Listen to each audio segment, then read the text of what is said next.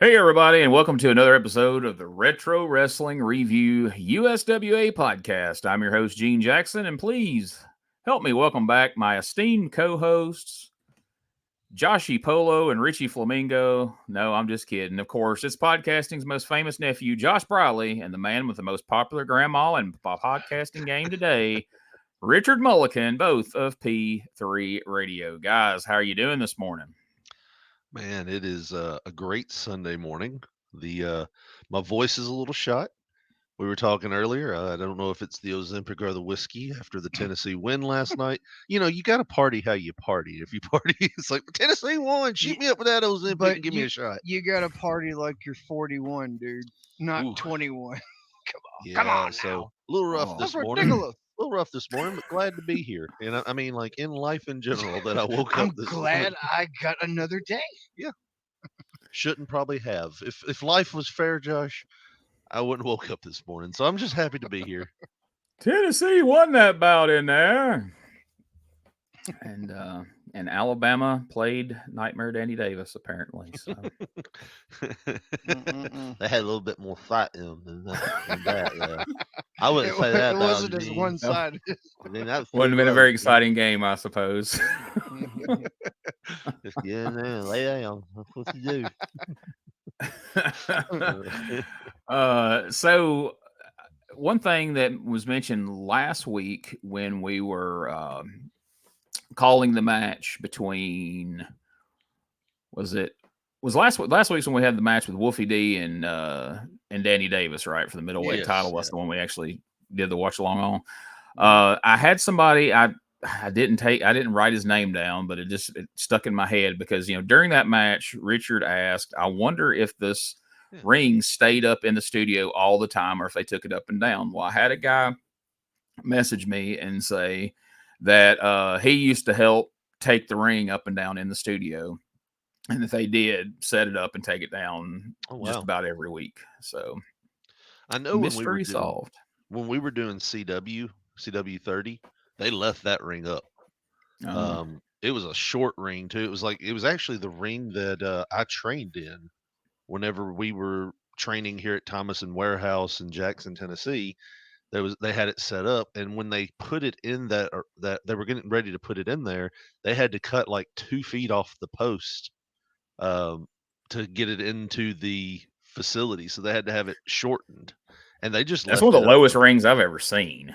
Yeah, Like when you saw it on TV, it was kind of alarming the first couple times you saw it. It's like, yeah. where the Mike hell did they get a Samples ring that marketed small? them as coffee table rings. I want to say Mike Samples was the person who made that ring too. I'm Oh, sure he I would bet was. he made a Yeah, shitload of them around this yeah. area. But it was stiff as hell. I Still mean, is.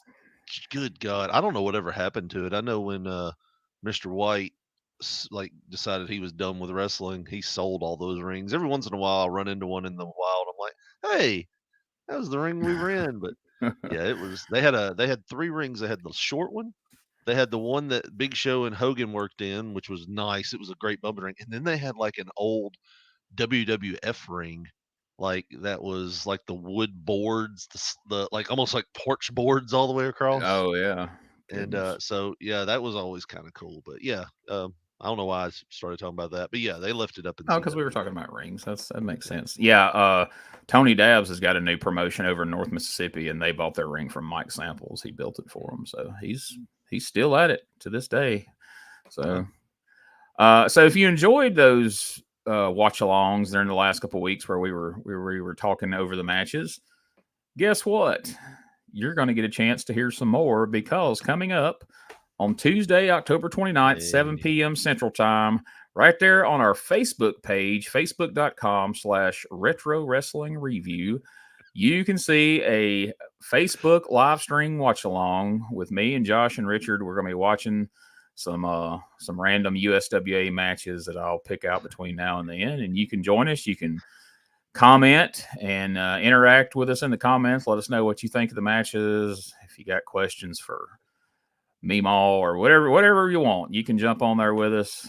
Looking forward Oh, to that. that'll That be should be a lot fun. of That'll fun. be really fun. And if it turns out well, we may start trying to do these ever so often. uh, Get a little more interactive because, man, we really appreciate I'm happy to say that despite the fact that some might say we were a little rough on last week's USWA episode that we watched, overall, all the feedback I've gotten from listeners has been tremendously positive. Most agree that, this is a rough patch in the booking of USWA, and people say that they appreciate that we can at least have fun with it and, apply some humor to it. And, they understand that as much as we all love it, it's not always good. So what else are you gonna do if you're gonna have a podcast reviewing it and you're not gonna skip any episodes? You just got to find a way to have fun with the ones that aren't that great. And last week was one that wasn't that great. We'll see how this week goes. We won't spoil anything, but now for me, the way I responded to a few people was, now, is it a coincidence that what we deemed to be the worst episode so far didn't feature Corey Macklin on the show? I don't know. Maybe it's coincidence. Maybe it's not. But I, for one, have to say I'm psyched that Corey Macklin's back in there this week, and will be joining us back where he belongs, right there on the USWA show. Have you guys heard anything from anybody? Did you get any feedback on the show, or just how do you feel coming into this week's show? It's weird that so many people know my grandmother now, and people are actually inserting like things she would say in comments and stuff. It's like it's so funny. Who was it I read the other day? I was reading a comment and somebody wrote like, just did the grandma's impersonation thing, and I was like, that's kind of cool. It's like taking on a life of its own, but yeah, like I know we had that talk this week about how people thinking I'm tapping out. And I was like, no, I'm really enjoying doing the show. This is fun. It's fun seeing the interaction. And you know how it is, Gene. We're entertainers at heart. We like to be on a stage and make jokes and do comedy and stuff like that. So, having that feedback, it was like, hey, people are digging this, and it's kind of cool. Oh, absolutely. Yeah, honestly, man, I feel like if we if we was to try to like church this shit up in any way, you would be able to tell, that we were faking it. Yeah. Because there's podcasts that review current wrestling. And a lot of those people, like, you can tell they're fake with what they're saying because they don't believe what they're saying. There's no way they do. If you was to watch even a clip of a lot of the shit they're talking about, there's no way they feel that way about it. So, like, yeah, I feel like the dishonesty would definitely bleed through. Yeah, I think that's where, we're being genuine with it, because there's podcasts, like you say, covering modern wrestling and even wrestling from the past where it's all a positive slant no matter what. Then there's other podcasts that lean into everything's negative no matter what. They just, the podcast exists just to shit on it every week. And I think ours is balanced. We, like I always say, we put over the stuff we like, and we, have fun with the stuff we don't. And we don't take like personal shots at any. Well, maybe every now and then, but just for the people who deserve it. Not to anybody. The kid diddlers. Exactly. Yeah. If you did scumbaggery, then yeah, we're going to make fun of you. We're not going to apologize for it. So yeah. Thank you all for the feedback. Like Richard said, that's really what makes this all worthwhile. I mean, if you do this every week, I enjoy doing this. I would do this either way, but if you're just doing this into a void and you really don't know if whether or not anybody's really listening to it or really cares, but man, I get messages from people that are like, oh man, I look forward to you guys every week, hearing what I like watching the show and then going back and hearing what you guys have to say about it. And, I like, hearing about, Uncle Danny and Meemaw and all these. So it's like, it's cool to know that we've kind of become a weekly part of some people's lives, and that these, characters that they don't necessarily know have now, it's like you said, when people put comments on videos and on posts on Facebook, and I can read their comment and hear your voice, and it's exactly something that you would say in character as your grandmother. Number one, it's just fun, and number two, it shows that what you're doing is coming across because people are getting it, because they can replicate it to some degree. So I don't know, keep it coming, folks. So any feedback you got, and times when you're like something happens, you don't love it. Let us know that. I'm not going to say we're just going to change on a whim every time somebody says something, but at least we kind of know what people like and what people don't like. And we only accept positive feedback, Gene. Well, I only pass along the positive feedback to y'all. I have a very fragile ego, Gene. We can't be doing this to me. Well, send the negative stuff to me, and I'll process it, and I'll give the good stuff to the guys, and I'll put the rest in my back pocket like I have in the past. But did we point out on the show the pictures of us from the Hall of Fame? Like all the pictures. Did we talk about that on the chat, or did we talk about it on the show? Because every time I see that picture of us, I have that thought in my head. Boy, those Browleys are great people, but man, they are shit photographers. I think we did, as I know we did show the picture on here, because I was like, man, I wish we had more pictures of us, because I wanted to have a picture for the thumbnail of the watch along, a picture that included the top of your head, and there's not a picture of the three of us that exist currently where the top of Richard's head is in the picture. So next time the three of us get together, I don't know when and where that's going to be, but our mission is going to be to get someone to take a picture where your head's not cut off in it. Well, I think me and Josh are safe, but even the picture of you when you were behind us. Yeah. Me, you, and Uncle Danny, and then Gene's in the background. He's like looking at it from a ship window. Yeah. I don't know that I even posted that one, because I feel like a creep in that one. Like I laughed so hard when Josh sent us that, because I had that thought in my head. Boy, those Browleys they're great people, but shit photographers. They couldn't work at Sears to save their lives in the photo department. Don't even mention Olin Mills, dude. Yeah. There's no chance. No fucking chance. That's good enough. I think I posted this in our chat. I was like, the Browley family beach picture.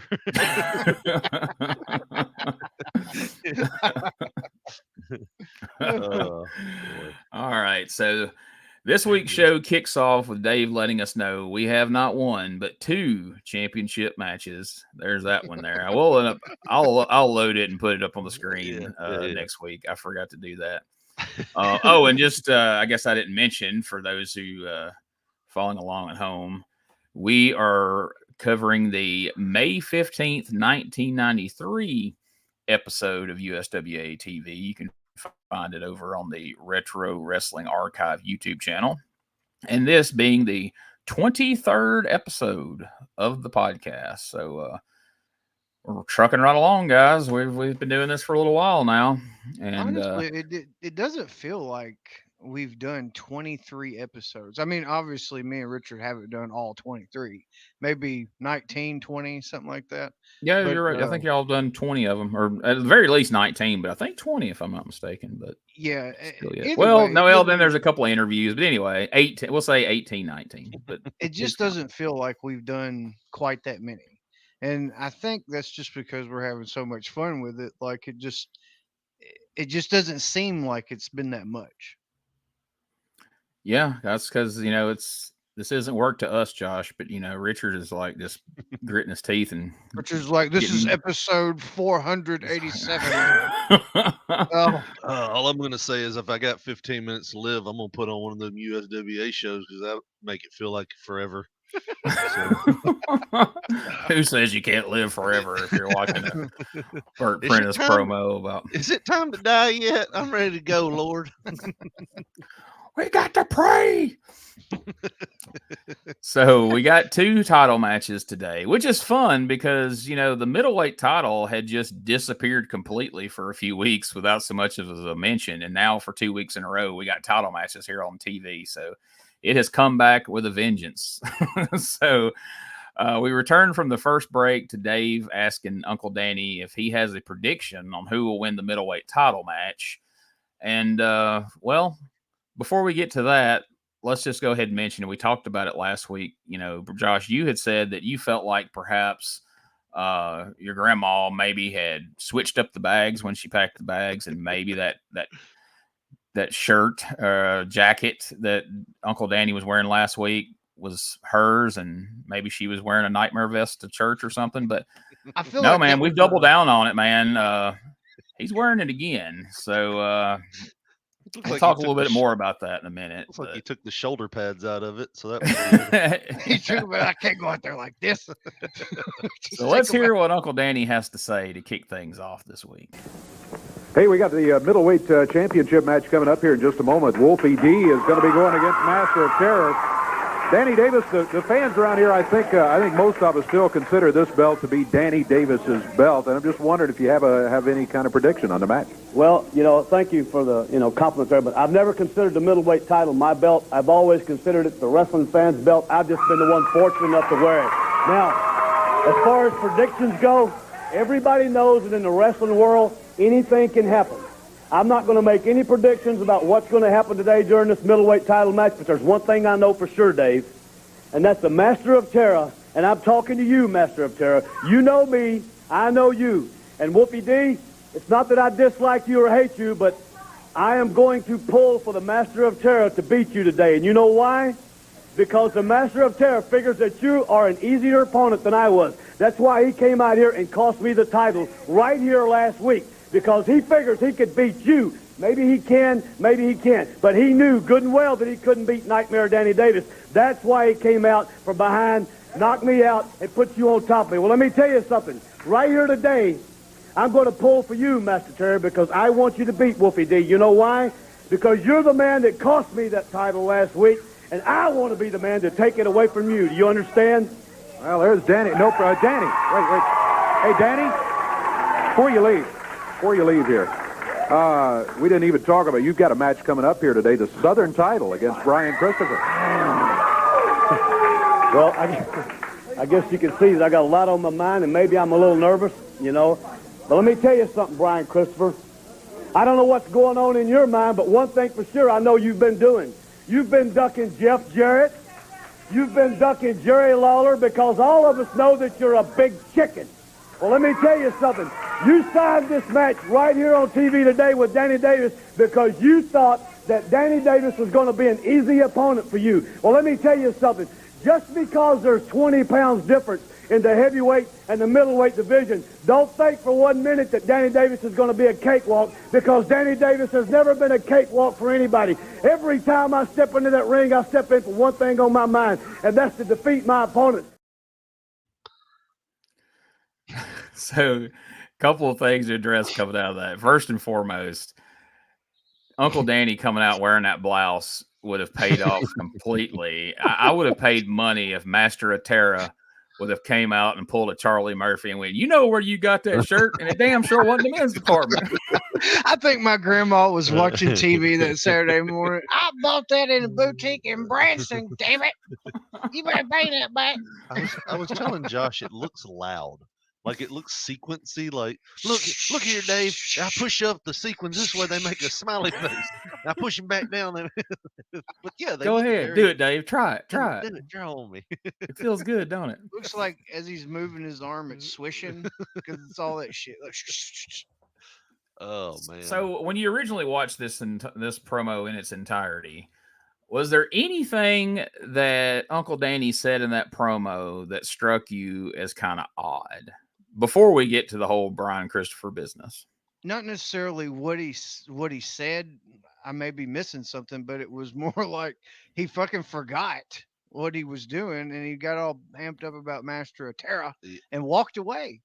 And Dave's like, wait. And then he's like, you got this match. Well, I noticed that he was talking good about Wolfie D, the guy that ding, just ding, beat ding. the shit out of him three weeks ago with a hubcap. He's like, you know what? I like you. You got moxie. Yeah, in my first watch of this, I couldn't understand why he said, it's not that I hate you, Wolfie D, but he's been feuding with PG-13 since they arrived in the territory. They've been beating each other in the head with hubcaps, and it's been, back and forth. And so when he said that, it's like, well, it's not that I hate you, Wolfie D. I just want Master of Terror, to have the belt. I thought that's weird. Why did he say that? So we'll revisit that after a while. But again, there's no reason he shouldn't have hated them at this point. Well, also, why were they playing loosey-goosey with the weight classes here? Danny Davis is going for the middleweight and the heavyweight title. Yeah. So Yeah, and it's what's weird to me, like what made this whole promo completely contradictory. Besides the whole aspect, like you said, he got excited and ran off, and Dave's like, "Hey, come back, Danny! We got a whole other match to promote." But Big match. So the first half of the promo, he's saying Master of Terra only helped Wolfie D beat him because he knew that he couldn't beat Danny Davis, that he could beat Wolfie D. But then after Uncle Danny scurries off and Dave has to wrangle him back in, and he talks about the heavyweight title match today that he completely forgot to mention. So I wonder who's going to win that one. He then turns around and says that Brian Christopher chose him for this title defense because Brian thinks he can beat him, but he can't beat Jeff Jarrett and Jerry Lawler's. So in one aspect and for one title, he's the guy that they don't want to face because they know they can't beat him. But for the heavyweight title, he's the easy choice. So I don't know. It's just kind of everything about that promo was kind of straight. It was a good promo. I mean, he sounded good, but there was just a lot. And I thought it was odd too at the end when he turns into Ricky Henderson all of a sudden and starts referring himself in the third person over and over. And Danny Davis ain't gonna put up with this because Danny Davis. I was telling Josh whenever he was like, "Yeah, Wolfie, he thought he could beat you, but he didn't think he could beat me." And I was like, "Boy, he sure don't think much of Wolfie D, does he?" Oh, excuse me. So guess who's back, guys? Burt Prentice has returned from running opposition and he returns from singing with Don Ho in Hawaii, apparently. Yeah. Dave and Corey are seemingly not excited to see Burt back. Burt says he has spent the last 3 weeks in Honolulu singing with Don Ho, and he then says he got a telegram for Papa Shango, and I couldn't help but just picture like Papa Shango in full garb standing at the Western Union. It's not B-U-R-T. It's B-E-R-T. So he managed to dictate a telegram for them to let Burt know that he had defeated Jerry Lawler for the unified title. And before he could finish that whole story, Mr. Guy Coffey comes out and reminds him that he has no-showed his last 3 bookings and he is no longer affiliated with the USWA. And Dave immediately chimed in and repeated that and seemed to feel pretty strongly about it. Like, I don't know about you guys. Either Dave is a really good actor in some moments, or Dave really wasn't excited to see Burt Prentice back there in the USWA because it seemed like he was pretty adamant about, no, get the hell out of here. And so here's a look. There's proof that he's been in Hawaii because he's got a Hawaiian shirt. Dave has gotten laid by Burt Prentice. You can see right there, and that's the face he has. And if you look in the background, you can see Corey's shock at Burt Prentice laying Dave Brown right here on television. So that's just some unfortunate facials all the way around there in that picture there. If you really examine it pretty good. You're failing to mention Corey did get laid, but he immediately recanted and threw it off to the side. He was like, "I'm not wearing that. That's ridiculous." Get that off me in there. I can get laid by Burt Prentice. Dave fucking leaned into it, man. He kept it on until after the segment. He was like, it makes me feel loose. Dave's like, I'm a weatherman. This is the closest I'm going to get to Hawaii, apparently. So, or should I say Honolulu? I loved his pronunciation of Honolulu. I've been in Honolulu.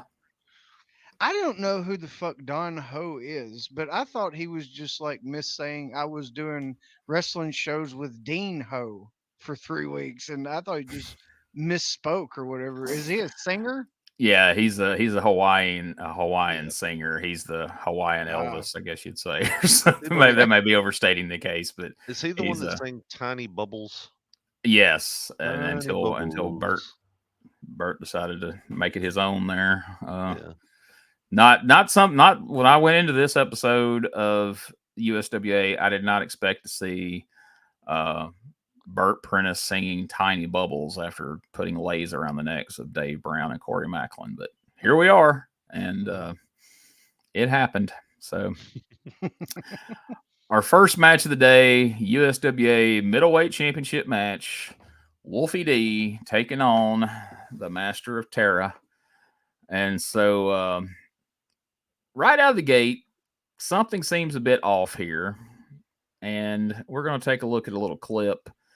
But bear in mind, folks, as you watch this clip, remember, the last time we saw PG-13, before they walk out this curtain in a moment, they were wrestling. Wolfie was wrestling the Master. Well, he was wrestling Danny Davis for the title last week. JC Ice is trying his best to hit the ring and interfere as referee Paul Neighbors fights for his life to keep Jamie out of that ring. As the Master of Terra then comes in, interferes, costs Danny Davis the match. Then later in the same said episode, JC Ice is in the main event teaming with Brian Christopher, Scotty Polo, and Master of Terror. So clearly, they're bad guys.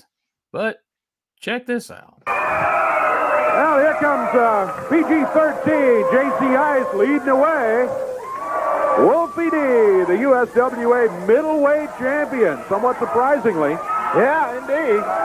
But he is the champion, and he's defending it here today against the Master of Terror. And here comes Guy Coffey out again, probably with the word that single in there. Crowd's behind Wolfie D here, no doubt about it. Wolfie D, half a PG-13 wrestling from the hood. Defending his middleweight title here today on TV. Boy, we've got a wall of a program for you today. Don't forget, only had one, though. Picked up Tara. Oh, boy!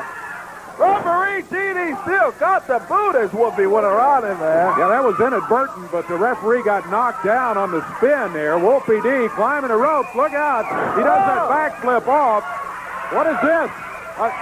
Another Master of Terror climbing the rope. Drops down on Wolfie D. Oh, look at that. Another Master Terror comes in here, slams down on Wolfie. That Master Terror's got him covered. The one that was originally scheduled for the bout. Covers him, gets the 1, 2, 3. We've got a new middleweight champion thanks to the Master Terror coming in here. Corey is re-energized after that week off. He's Master Terror now. This is what it was scheduled for the bout. Like, he's more announcery than ever. But yeah, so with no explanation whatsoever, PG-13 are coming out of the babyface curtain. They're high-fiving fans. They are working full-on babyface without any sort of direct angle to turn them whatsoever. I looked it up in both the Torch and the Observer, and both referred to it as a phantom turn. There wasn't anything in particular that they did in any of the towns. I guess it's just a matter of getting on the wrong side of the Master of Terra, and so now they're just arbitrarily baby faces, because even Dave and Corey just act like this has always been the norm. What did you guys think watching this? Well, I wasn't surprised. I mean, I was taken back because what the hell's happening? But at the same time, almost from day one, you saw where PG-13 would come out and they would do the hip hop hooray shit, and the crowd was into it because that shit was hot back then. You know, especially like in that time frame, it was really on fire because it was really, really new, and the people wanted to cheer them because that's what they were into at the time. So it was like, even when they were just rat bastard heels, even the last couple of weeks, you see they would hit at least a couple hey hoes just to see if they could draw them in. Yeah, I don't like the fact that we're being gaslit by Dave and Corey here. And it's like, no, they've always been good guys. What are you talking about? You know what I mean? It's like they were beating on women like not too long ago, like a couple weeks ago. And Dave and Corey were like, yeah, well, they're good guys. Well, what are you talking I mean, And you the got to slap thing a bitch about it every once was- in a while. You got to say hey to them hoes every now and again, you know? Whenever Guy Coffey come out there before the match, and he's like, I do not want any interference. You've got to go. Talking to Jamie. Jamie's like, all right. And he walks away. And then Dave and them made it a point. Oh, he didn't put up any kind of fight. And that's all they said. Because that Jamie Dundee's a fine young man and a good gentleman. Perfect credit score. I mean, and the thing is, we've been saying this all along from the jump that they should have been baby faces, that the crowd wanted to cheer them, and they were small underdog types. And so, I'm like you, Josh. I'm not surprised by this. I'm just surprised that we didn't do something to justify it. But thinking back, you said you looked for the torch and stuff, but like most of the weekly towns were a week behind. So even if they did anything, it really wouldn't have made sense. Yeah.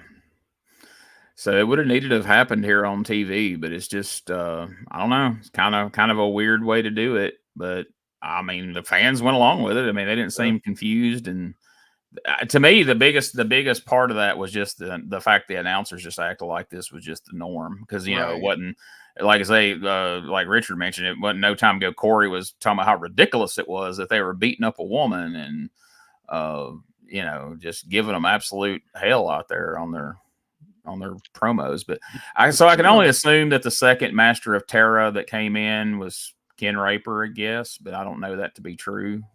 So I guess we'll figure that out. He looked a little thick, like it looked like he was probably 240, 250 maybe, like he had a gut on him. So I told Richard when he was watching it back, I was like, I don't know if that's just some dude. They did that because I can't remember how big of a guy Ken Raper was, but I don't think he was that big. I don't remember him having a gut. So it may have not have been him. It may have been Jerry Turman or somebody making it.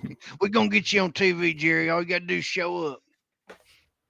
So yeah, I guess we'll see how that plays out in due time. But the King is out next. Go ahead.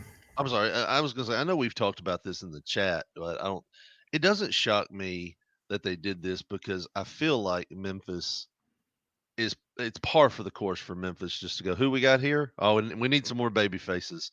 PG-13, you're gonna be baby faces this week. It's like they just spin a wheel in the back, and whatever it lands on, it's like, you're gonna wrestle Hard Times Jesus. All right, let's write that down. And I just hate the fact that they didn't even, PG-13 didn't even come out and be like, Dave, we've had a change of heart. We helped an old lady across the street, and we've learned the error of our way. There was nothing. There's no explanation. And it's just, Memphis did this all the time, but then you would have those same people preaching about how you had to have consistency, and that's what's wrong with the wrestling today, is because there's no continuity from one week to the next. It's like, have y'all watched some of the shows that we're watching? There's no continuity.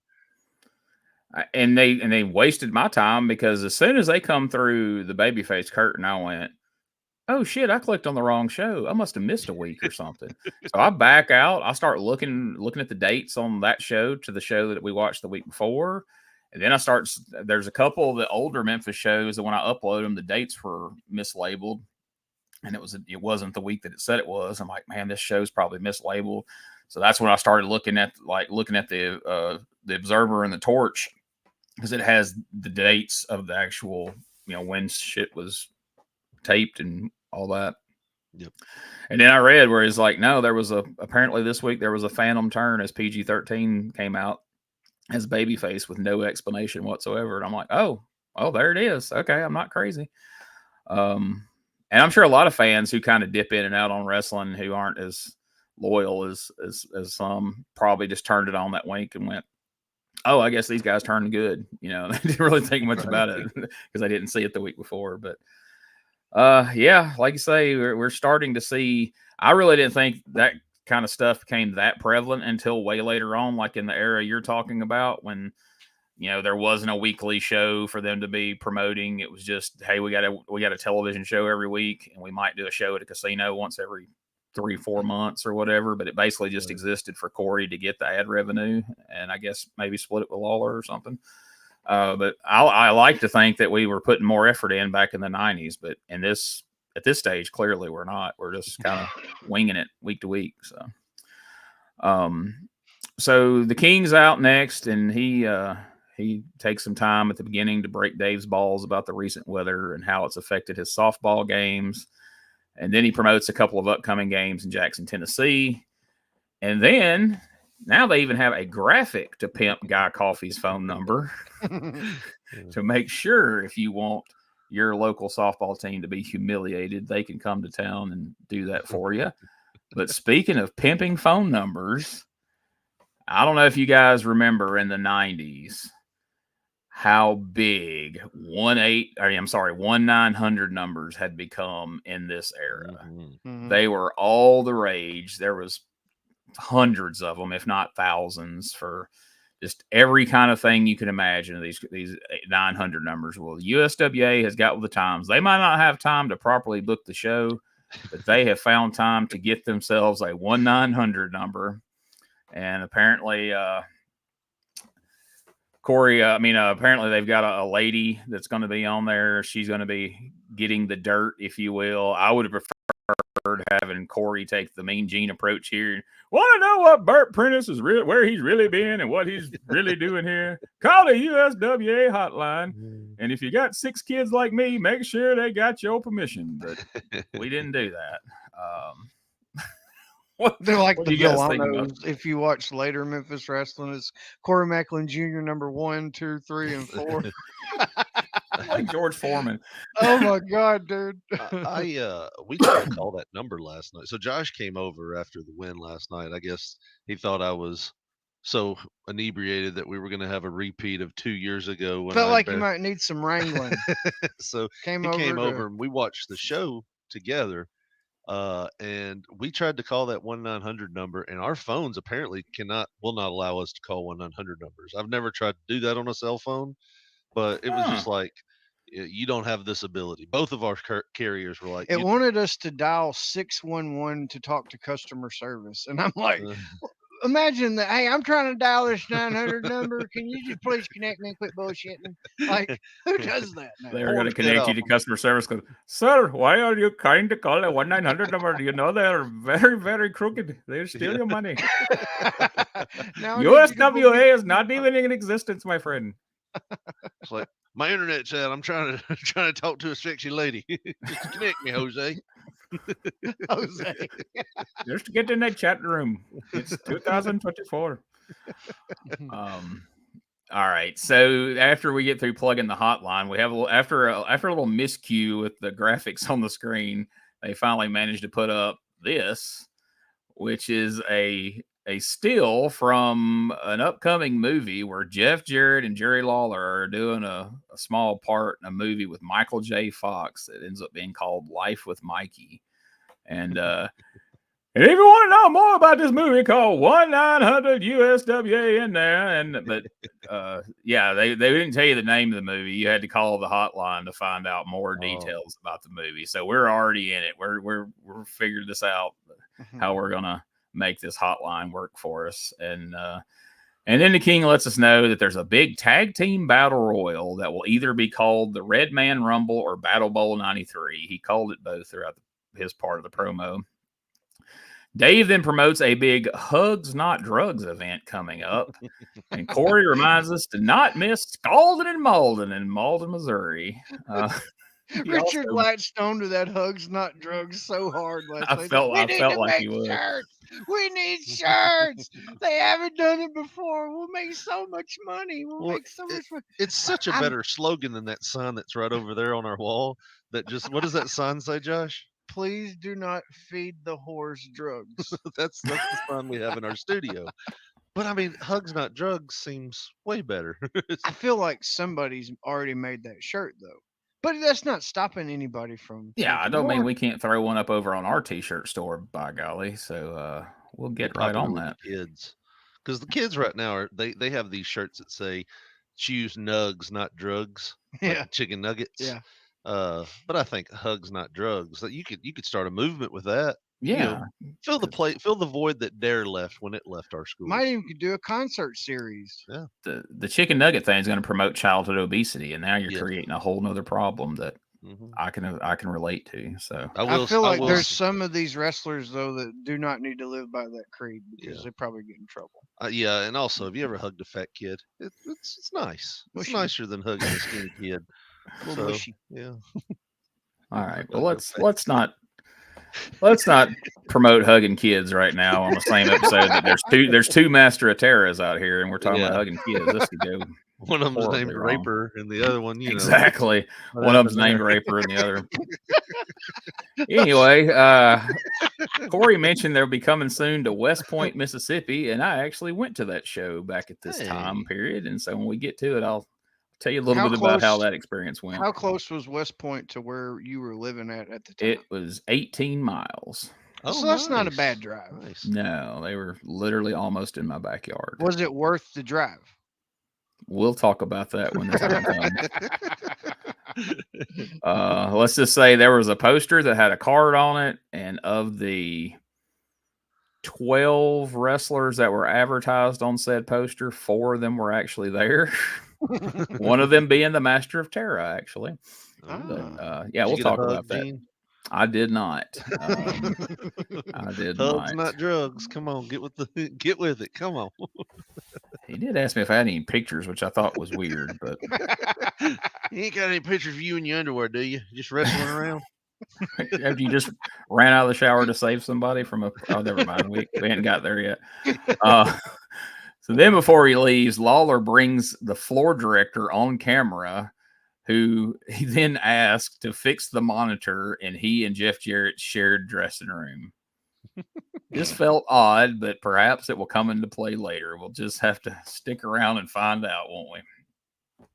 Long-term storytelling. Oh yeah, exactly.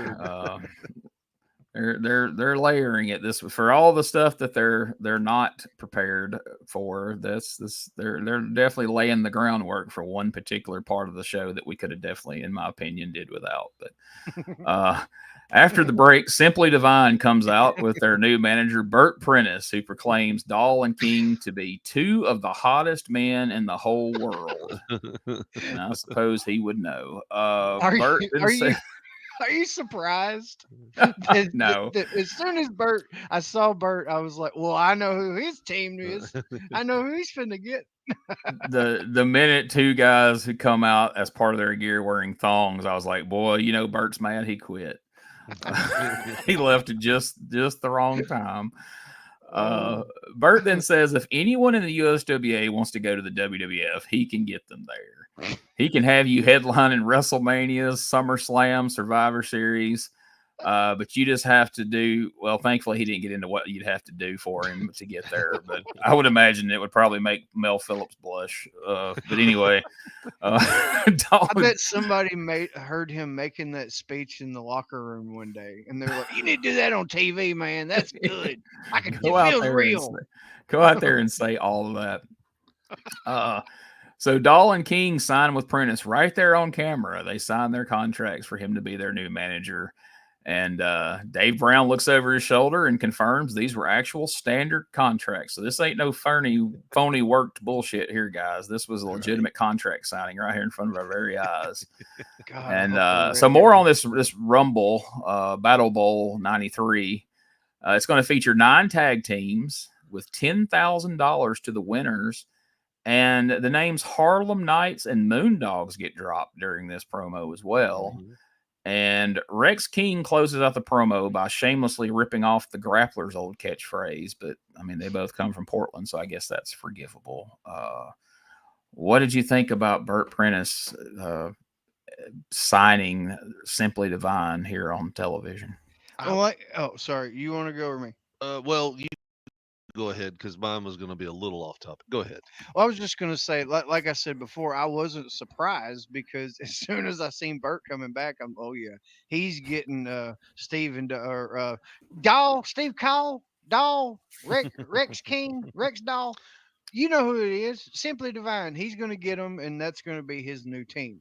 And sure enough, he's signing the contracts. But I thought it was hilarious that it was for 10,000 Rampage bucks. So like I started thinking, is Is that it like Marlboro Miles? That's what I was fixing to say. Is that like Marlboro Miles or those fucking camel things that you would get to get the ashtray? Like, No, you go down to the arcade now and you play as much skee ball as you want to. For those 10 things, you be there all day. That's how long it takes. maybe that's why the Harlem Knights and the Moondogs are agreeing to show back up, because like I thought that they left and we just only assumed that both of them leaving was monetary problems. You know what I mean? Like it was just something wrong with them not being paid, and that's the only reason they could have left at that time so abruptly. Well, like $10,000, man. Let's draw them back in.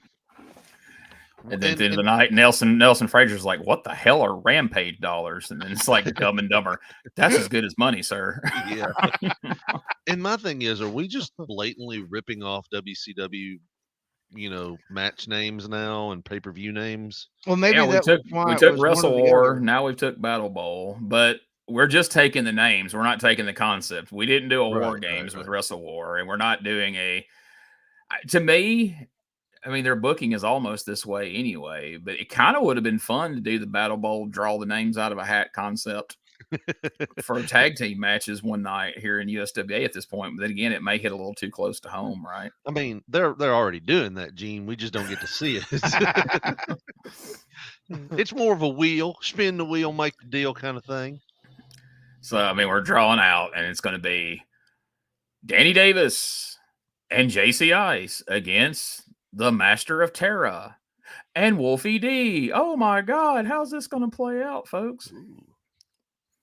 So yeah, that's Battle Bowl should be a real humdinger, but we'll get to that later on in the show when we talk about what we like and don't like about the show. But speaking of Battle Bowl, let's take a look at this little promo clip here. Shows us who all is going to be in it, and I'm going to have to edit this out of the audio version because somebody's just going to be listening to this crappy music for a minute and a half. But here we can actually, if you're watching the video cast, you can actually see the different tag teams that are going to be involved. So we'll check this out real quick.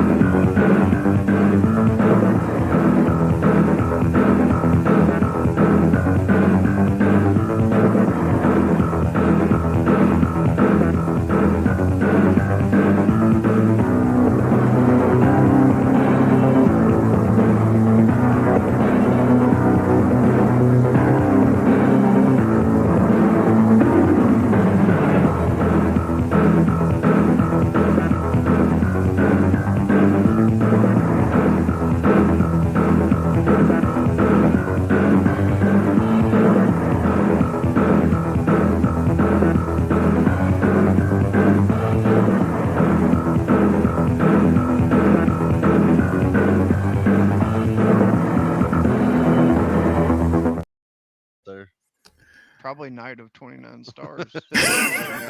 Did you get everything he just asked me? He said, "What did they just blur out right there?" I said, "Probably Night of 29 Stars." Oh yeah, I'm sure you're dead on with that. 9 tag teams in the ring at the same time. I wish that had the voiceover. That would have added something to it. I love that the best clip they could come up with of the Master of Terra was that awkward super kick that they showed. Like some of these clips that they pick for things, it's like this was the best we could come up with. Like I wouldn't have showed that the first time, much less put it in a promo. Josh did hit a like when his uncle's tag team came up. Josh hit a woo that ain't going very far. It's him and Randy Rocket. Randy Rocket. He had to get somebody else to take the pin because he's like, "I'm getting tired of losing now." The last time he tagged with Randy Rocket, he abandoned him and took on Master of Terra, his sworn enemy, as a partner for Monday night because he didn't want to tag with Randy Rocket again because it went so poorly, apparently. So, well, all right, we're moving right along we're finally just now to match number 2 of the show. As Jerry the King Lawler will be taking on Reggie B. Fine, and Reggie B. spends a couple of minutes jawing with the studio crowd before finally getting to the ring with Lawler, and this is how it plays out from there. Well, that'll at least get him in the ring. Halfway in the ring. He's still challenging. The last person he's challenging can't be more than 8 years old. Oh, gee. Come on, Reggie. Oh, look at this. Hold him up. He got it. 1, 2, 3. He got him by the key. Doug Lawler gets the 1, 2, 3. Reggie B. Fine is gone berserk. Let me just say this. Let me say something. You know what? I didn't really work up a sweat, but I do need a shower after that match, and I'd suggest you take a shower next time before you wrestle. Yeah, Reggie B. Fine headed back for the dressing room. Wow. Yeah, I started to suggest that we do a watch along with that match, but felt kind of useless. So Lawler rocking the Pepto-Bismol colored singlet, as you mentioned earlier there, and I like it. When did TD Steele get his? Oh, I'm sorry. When did TD Steele get his ref license? By the way, Just snuck him in there along with that phantom turn. You're a ref now. Yeah, apparently when Kevin Lawler went to go be Freddie Gilbert with Eddie up in Philadelphia, and Frank Morrell got tired of getting thrown into matches, we had to draft TD Steele to be a referee today because here he is. Now I have to say though, I forgot to mention it earlier, but that bump that he took when Wolfie went to body slam Master of Terra and he spun around and the leg caught TD in the head, it looked really good. It looked real natural. So credit to TD. But then again, I guess falling down on his back is kind of his specialty here in the USWA. So you know who I was thinking about when I saw TD in there. I was thinking my grandmother would probably be thinking, oh dang, he probably can't like this. He knows the buttons on the wall. He's about 2 losses away from being a referee himself. Referee Danny Davis in there. So we got this, 6-second match at best, and Lawler goes out of his way to come over and mention that he's going to take a shower at the TV studio, even though he just wrestled for 6 seconds. And he blames on Reggie B. Fine, apparently smelling bad before the match even started. Again, I wonder if this is going to come into play at some point, guys. It just feels odd. But anyway, after that, we have our match number 3 is immediately following. So this is the most close proximity of 2 matches on a show we've seen in quite some time here, as the tag team champs, Simply Divine, Steve Dahl and Rex King, along with Burt Prentice, take on the impressive tag team of Kenny and Richie Hutchings. This is the definition. You've ever heard the term squash match? Well, this is the definition of it right here. They hit the Hutching brothers with an array of double team moves and put them away fairly fast. How'd you guys feel about the Hutchings brothers? Dude, I felt like this was the Memphis version of the Mulkeys. That one guy I forget which one it was that first started the match, but as soon as Steve Dahl hit him with a move, he became a fucking lawn dart. I mean, he just overselling, but it was good overselling. It was just like, wow, he's fucking bumping his ass off. But I felt like it did make Rex King and Dahl, look good. I mean, they were going to have a good match anyways, and it kind of took the focus off the thong a little bit for me, like just them ragdolling them some bitches. So I could, a little bit enjoy the match. Richard? It was good. No, I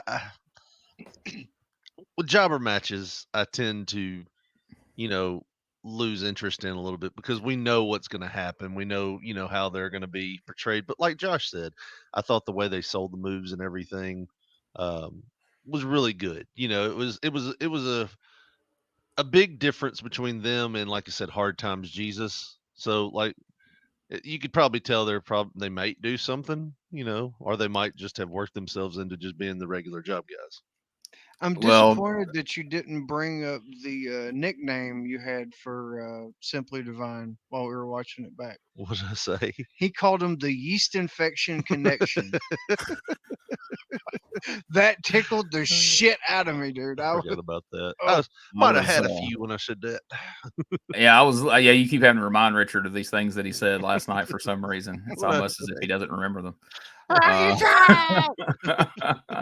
He's a Mexican connection. I was looking for you to mention what you said on the pre-show about these two Hutching guys. Look like they were probably Burt Prentice guys. Like he probably brought Simply Divine their own opponents this morning. Definitely. I think you hit the nail on the head with that. They rode with Burt to the fucking matches, dude. He probably gave that same speech about the WWF and shit too. On the way. If you guys come and put Simply Divine over, I'll have you guys on freaking SummerSlam. Don't you worry. I'll get right behind you guys, man. I'll be right there with you all the way. So, speaking of that, after the break, Dave Brown brings out Coco Beware, who says that Burt Prentice isn't the manager of Papa Shango, and that basically he's full of shit about being in with the WWF, because if that were true, then Burt would be in the WWF himself. And even though Coco didn't say it in his usual sing-song, oh yeah, kind of way, he made a very good point. I was like, hey, Coco nailed that one. Like, if Burt's so tight with the WWF, why have we never seen Burt Prentice in the WWF in any shape or form? So I thought Coco did a pretty good job of making his point. But that brings out Burt and Steve Dahl to dispute this fact. Burt says he can prove he's the manager of Papa Shango, and he does so by having Rex King bring out the unified title belt, which I guess is supposed to prove he's a manager of Papa Shango. To me, it just proves they didn't trust Charles Wright to take the belt home, send him back to Memphis. So, but I guess if you didn't really understand how wrestling works, then that could prove that he's their manager. But Coco ends up shoving Burt. Dahl and King attack, and well, let's see what it leads to. Good. Who do you think? Oh, Coco now Burt Prentice, but King and Dahl Simply Divine jump on Coco. It's 2 against 1, 3 against 1 with Prentice out here. Yeah, it's about 2.5 against 1, Captain Prentice. Prentice and King and Dahl all jumping on Coco Ware. They got him up in the ring. They will not do this. Get him out of there, Burt. They jump on referee TD still. Yeah, TD was out there, and they jumped him. That's what they did. Oh, they got it wrapped around Coco's throat. Coco needs some help. I don't know if those monitors are fixed. Is Guy Coffey over here? Oh, boy. Rex King has got the belt wrapped around Coco's neck. Choking Coco with it while Steve Dahl put pressure. Oh, man. Hey, come on, Burt. Yeah, there comes. Thank you, Guy. Coco, beware, you're not going to have to worry about a WWF, because I'm going to end it. Nobody's going to try to humiliate me. Oh, get him out of here, Burt, is what you ought to do. You get him out of here. Man, this is ridiculous. They jump on Coco Ware, Simply Divine, King and Dahl. And Burt Prentice loving every minute of it. I don't know, but we do need help for Coco.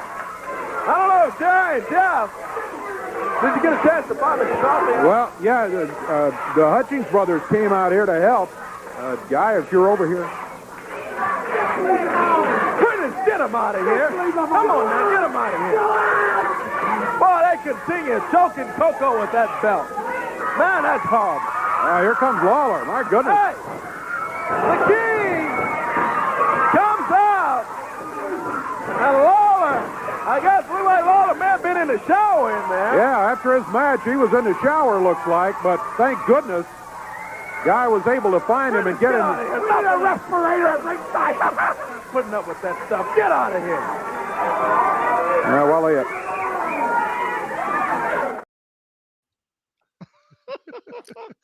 So after a failed attempt at a save by the Hutching brothers, the second one strolled up with the sense of urgency of a guy who knows he's 10 minutes early to the bus stop and he's got a while. Steve Dahl half-heartedly kicks him and he just kind of casually falls through the ring. I've seen harder bumps on those. I'm sorry, I've fallen and I can't get up commercials back in the day. He felt like Frank Hickey. He did. Yeah, Frank Hickey could have took a more believable bump. And then after what felt like forever of an awkward moment in the corner with the belt, Here comes Lawler, half lathered up in nothing but his tighty-whities. And, of course, Junior Detective of the Month, Corey Macklin goes, I think he might have been in the shower, Dave. Like, do you think? He's got soap all over him. He's wet. And he's in his underwear. What do you think, Corey? Is that how they hang out in the back? I love how they choked Coco for like 5 minutes. It's like he's gonna have brain damage by now, being choked that long. He's like, we're gonna turn a negative into a positive. Ladies and gentlemen, Coco Beway's got brain damage, but he likes coloring, so we're gonna have coloring with Coco. Color the weather with Coco and Snowbird. He's just like, I like coloring now. I like hugs, not drugs. Oh yeah. And then we were watching this last night. And the video quality, because it's the 90s, and it's taped and everything. So the video quality is a little low. When Lawler come out, I was like, who the hell is that?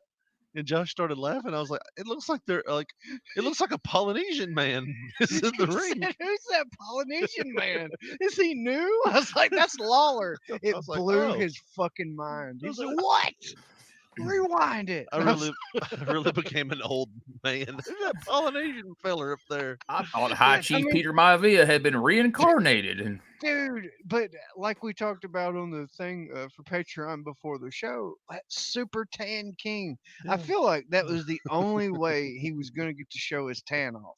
Was because his outfit is usually really covering of him, especially that one nipple. So you can't really get a good gauge on how tan the king is. But yeah, came out full blown wet tighty whities, showing that tan off. Do you think the video quality was bad because of that nipple? That left nipple? He had to make sure that all copies were like obscured in a way where you couldn't really tell. Or the left nipple did it to the video. It's like a microwave. It's like the sun just blinded it. You think Burt talked him into that? I mean, is it a coincidence that Burt Prentice shows back up and now Jerry Lawler's running around in his underwear? He's like, oh, King, I know the ratings are down. We need a little something for the ladies to get them watching. What if you come out in your underwear? And Lawler's like, well, yeah, I guess that would probably work, wouldn't it? Steve Dollaric's king over in the corner laughing like, oh, my God. I can't believe you talked him into that. He's going to come out in his freaking underwear. Wet underwear. Wet underwear with soap on him. But yeah, I just love Corey. I think Jerry Lawler was in the shower. I'm like, well, first of all, Corey, he told us he was going to take a shower. Second of all, he's wearing only underwear. He's soaking wet. He's got soap on him, it looked like, at least through that grainy video footage. And he had a towel that he immediately threw down. Like, what gave it away, Corey? So Corey would do that a lot where he would say the obvious. I remember when we were in Memphis CW30 those days, they did this thing. They didn't tell anybody in the back that was going to happen. But they brought Sid in, and Sid comes in and out of nowhere and just starts beating up. I think it was Lawler. He starts beating up somebody. I want to say it was Lawler. And it was like a 3 minute segment. They go to commercial and they come back and they look at Corey and they're like, somebody comes out and goes, Sid wants to say something. And Corey goes, Sid Vicious? And I remember 2 or 3 of the guys in the back were like, did he just ask Sid? What other Sid would you think it would be, Corey? Sid Haig is here from... Well, now come on in. Let's see what he has to say. I thought it was Sid Vicious. That would have made sense. Oh, I love Corey. All right, well, it's time to take our podcast commercial break real quick, and then when we come back, we're going to hear from old Double J.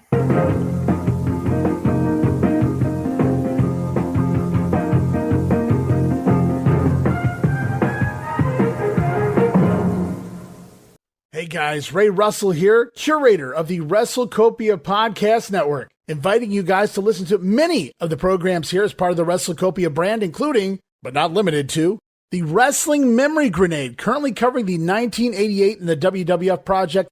You can also listen to the Regional Wrestling Podcast, where we talk the territories, whether it's Jamie Ward with Georgia 81, Roman Gomez with the UWF in 1986, or Gene Jackson covering Memphis in 85. 3 projects going on right now over there at Regional Wrestling. You can also listen to the Wrestling Stoop with the legend himself, Bob Roop. Bob goes back in time each and every week, covering not just his career, but countless stories and interactions with hundreds of wrestling names spanning his 2 decades in the business. But that's not all. You can also check out the Pro Wrestling Academy with the professor of Pro Resu, Mr. Dan Ginnity. Dan and I go back in time and cover the history of Japanese professional wrestling in the English language. And you can listen to all of those shows and more, all part of the WrestleCopia Podcast Network, located over at WrestleCopia.com. That's WrestleCopia.com, and anywhere your podcast streaming needs are met, from Apple to Spotify, Pocket Cast, and beyond. And while you're at it, why not subscribe to our social media guys for all the latest goings on here at the WrestleCopia Podcast Network. Plus, I'm constantly adding old school video clips and pictures from throughout wrestling history. You can follow us over on X, formerly Twitter, at Wrestling Grenade. That's at RASSLIN Grenade. Also, follow and like me, Facebook.com/Wrestling Grenade. And why not subscribe to YouTube.com/Wrestling Grenade. So if you're looking to support that next up-and-coming podcast brand, please consider making it WrestleCopia.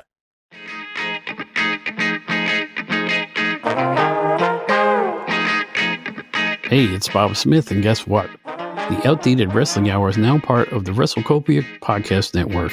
But hey, no fear, you're still going to hear the unique guests, comedy, music, authors, journalists, funny people.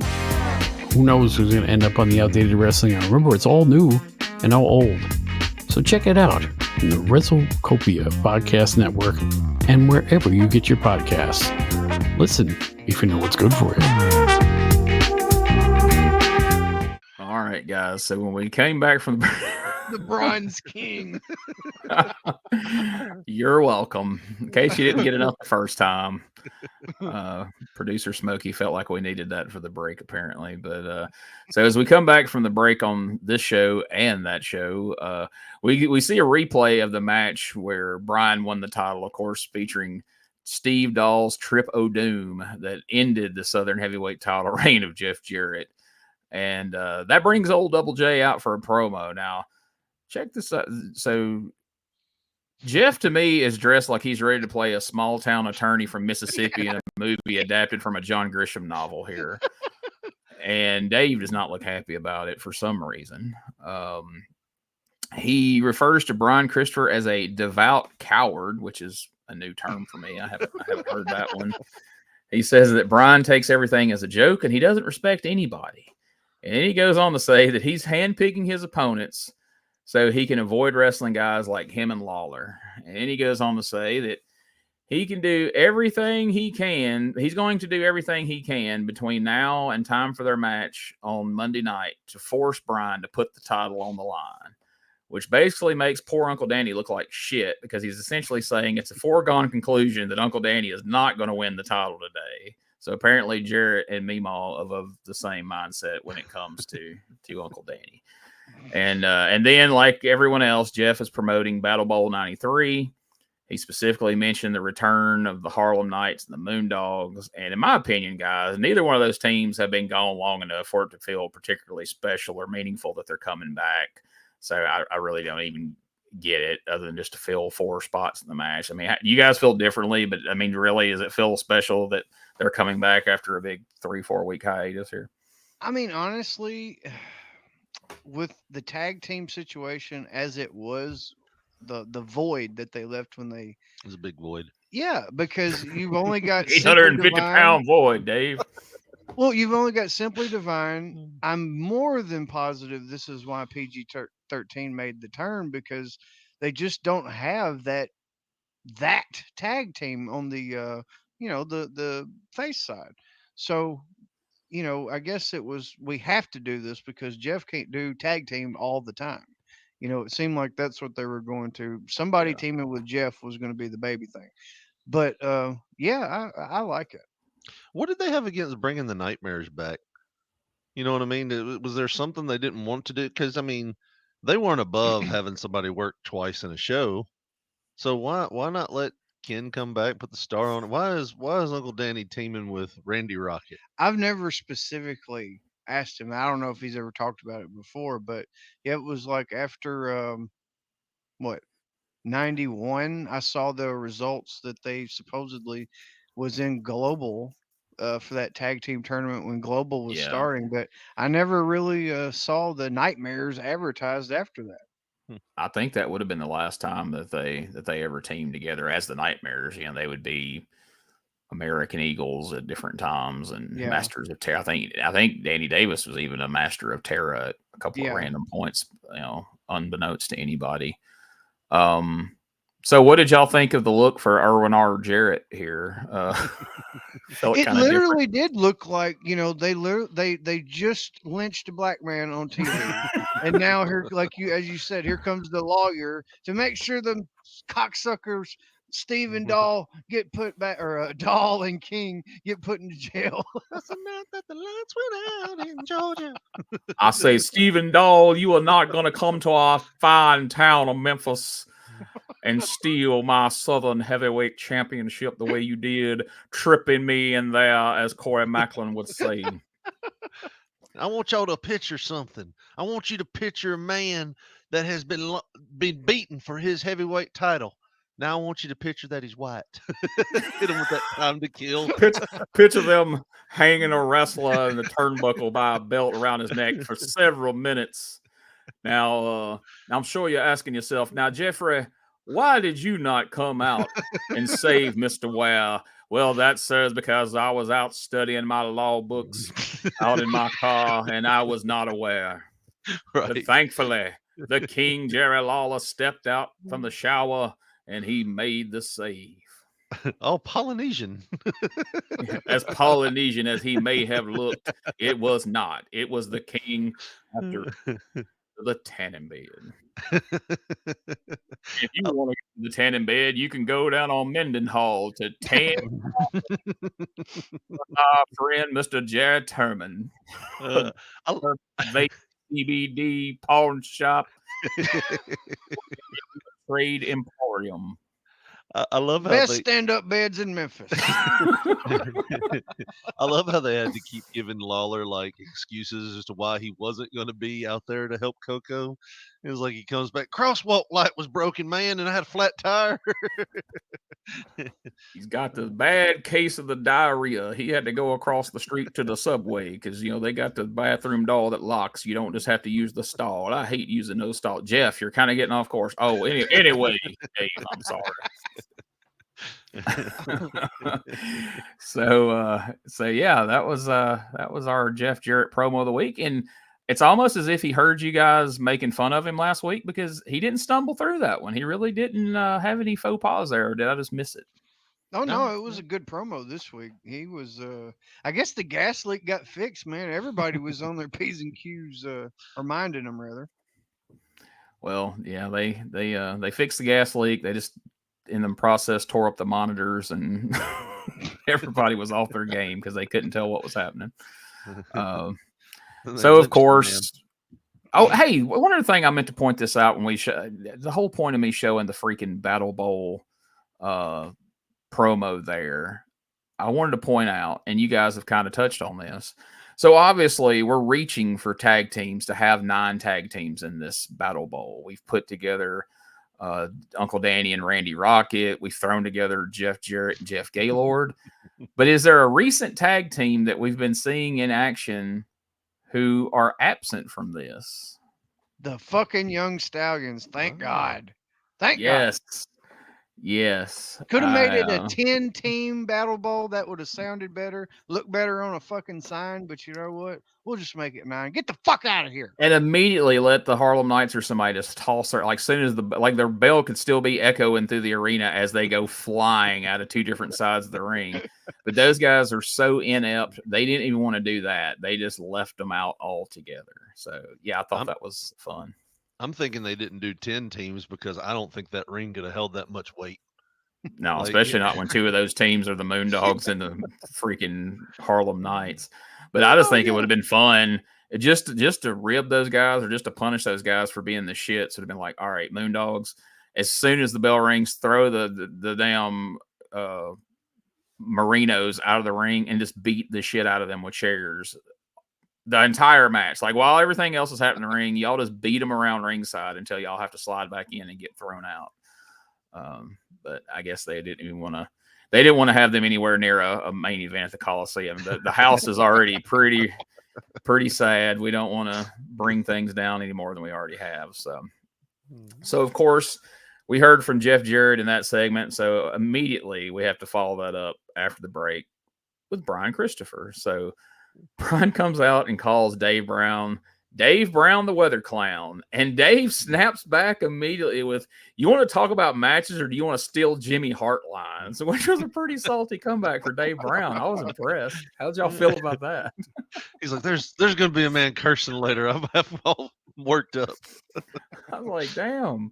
Dave don't usually fire back like that always, so that was pretty fun. Something else I noticed, Brian was without the Southern Heavyweight title belt, the very good-looking gold belt that we've been using for a while now. That was the former Continental Heavyweight title. He's the Southern champ. He doesn't have the belt, and it will soon be replaced by that ugly, cheap-looking silverish belt that would be the USWA title from this point up through 96, I think, is when they finally got that belt that looked like the old NWA US title. But yeah, I was sad to see it go. That was a good looking belt, and the belt that will turn up here in the next couple of weeks is very, very. Is the one that I'm thinking about down. That's sticking out in my mind? Is it like a fucking looks like a square? Like yes, a shield or some shit. Yes, that ugly square belt that they would use for like 3 years after this. I don't know what happened to the Continental belt, if somebody jacked it or reclaimed it or what, but it caught my eye when Brian come out without the other belt, and I'm like, oh, I think this is where we transition to that god-awful square belt. So, yeah. Well, at least they had a belt. You know, they didn't do the thing that they did when Power Pro started up and somebody had like a trophy they were carrying around. And then ironically, Power Pro ends up with a belt that looks exactly like the Southern belt that we just lost here that Brian had. It was a version of that same belt that was the Southern Heavyweight title. So, but yeah, we had the one Power Pro belt, and I saw it. I verified this. I saw it up close. And Derek brought to Corinth. The Power Pro Young Guns belt was one of those WCW television titles that you could order out of the back of a Pro Wrestling Illustrated, and somebody had painted over it Power Pro Young Guns title, and that's what they were using. So, which even that's better than like what the Indies would do, where they would buy those WCW and WWF replica belts, and then they would take those black and gold mailbox letters and place it over, put whatever their random initials was to make it the GWATC heavyweight title. But anyway, so then we see some clips of Brian and Simply Divine roughing up Jeff Jarrett, and we come out of that clip to Brian already in the ring getting the best of Uncle Danny in match number 4, our Southern Heavyweight title match, Brian Christopher versus Nightmare Danny Davis. Let's take a look real quick before we go to that clip. This is Brian out there. He's got his silver jacket on, and there's Dave, totally not amused, being called Dave Brown the Weather Clown, and he is showing us there with the expression on his face. And now let's see a clip of a few clips here spliced together of the Southern Heavyweight title match between Brian Christopher and Uncle Danny. You said Jeff's going to have to earn the title shot, earn the rematch. Yeah. Oh, look at Danny Davis go after it. Yeah, I think Christopher just earned the right hand from Danny Davis out there. Well, I tell you what Christopher knows about Jeff Jarrett. He knows that Christopher, would not be the champion right now. Probably, if it hadn't been for interference from outside by Simply Divine in the championship match in which he won the belt. What about him earning the belt? He never earned it with that kind of victory. Brian Christopher, the USWA Southern Heavyweight Champion, defending his title right here on TV today. Boy, what a program we've had for you today. As always, the USWA action, hot and rolling. But Christopher's still alive. Oh, mistake by Christopher. Danny Davis caught him in the midsection with a right fist. Yeah, Danny went for the whip him in the rope step. He comes off. Sets up Christopher, rolls him over, only one. Thought he was for the cover, yes. Now, Danny going for the cover on Christopher, but boy, you got this Christopher is tough. You got to give him credit. Time winding down here. Special agreement for time limit for television, expiration of time. And time, that predetermined time limit is coming very close. Just warning of this as the Southern title match continues. There's Brian Christopher with a cover. Count of 2. Oh! Christopher whips him into the rope.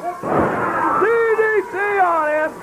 What? Danny may have time. Oh, he doesn't have time for a cover. Yeah, that's going to be it. Time has expired. This one is going to officially be a draw. Time has expired. It is a draw. We've got to take a break. We'll be back and recap the situation in just a moment.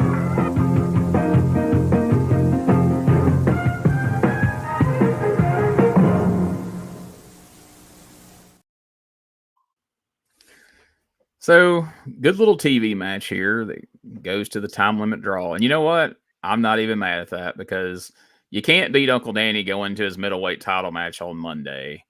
And it's really all we could do here aside from having Jeff run in and have our typical run-in DQ finish. So, of our options, I think it was the best one. I find it weird the bell rang 4 times and TD still counted the 3 count.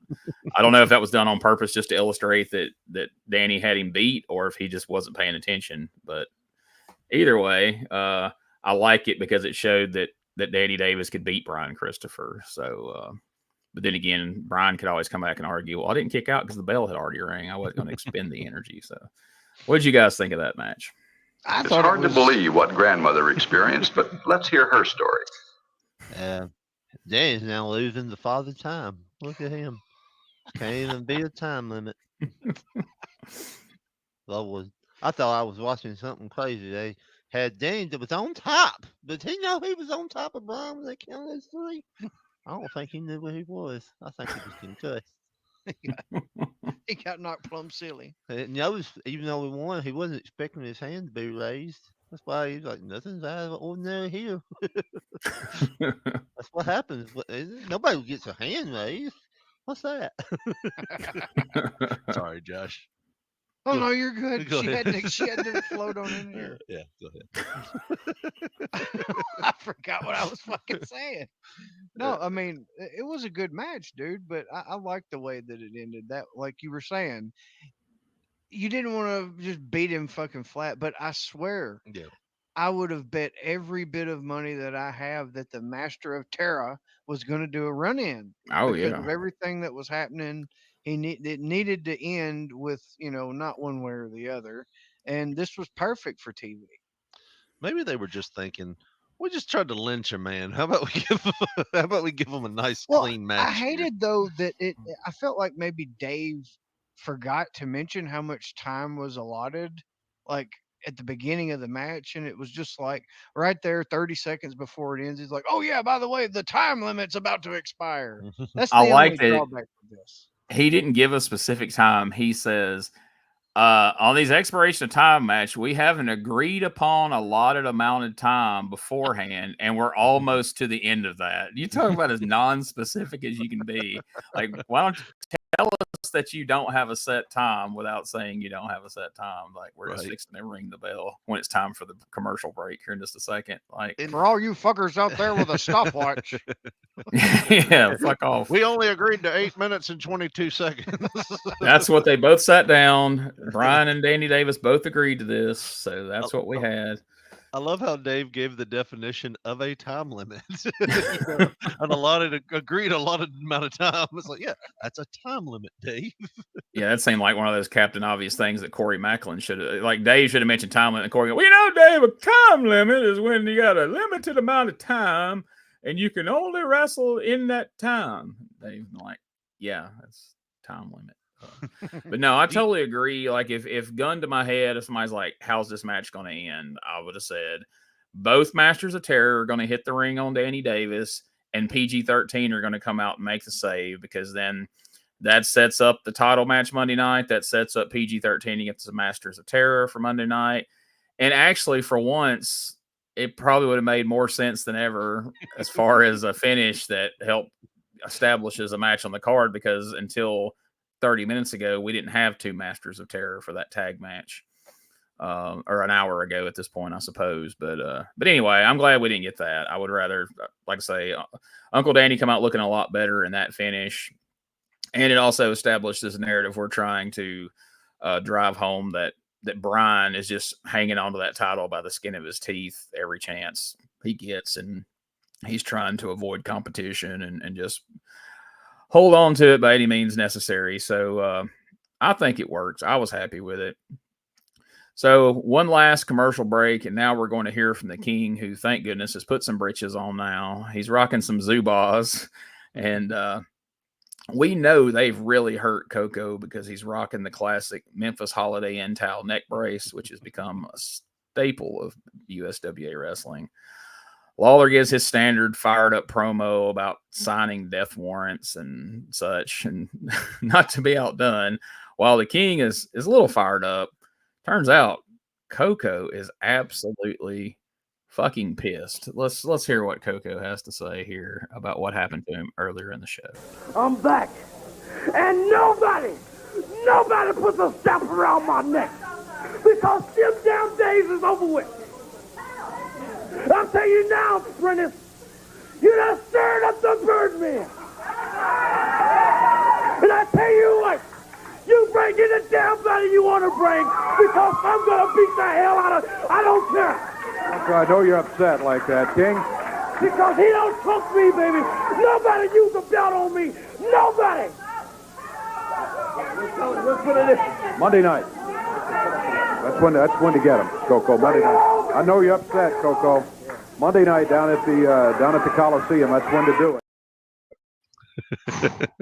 Wow, dude, that was the facial. That I believe that motherfucker. Oh my God! Did you see the look in Coco's eyes? That he was ready to go. It was like Ted DiBiase and fucking Tully Blanchard had got together and blessed that towel. And he had it. It healed him, and then he was ready to go, dude. That is a promo. I couldn't take him seriously though in that deep V shirt that he had on. That super party that didn't match his tights at all. It's like a different shade. I just switch 24, not 25. He dropped 2 dams and 2 hells in a Saturday morning WMC promo, and Dave was sweating bullets, son. He was ready to get Coco off that TV screen as quick as he could. Well, you saw after dam number 2, Lawler's hand comes up, touches Coco's shoulder, and then after the second hail, he starts pulling him back. He's like, "All right, he's like, all right, take it easy, pal." It's funny you said that Tully Blanchard, Ted DiBiase blessed that towel. But honestly, that was probably the same towel that Lawler had wrapped around his tighty whities when he ran out there to save him before. That's why he was like, "Why is this towel so wet?"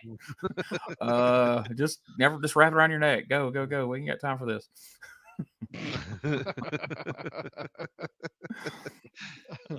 But yeah. Well, all right, guys. I just couldn't get past the Coco's in the shirt phase of his career now.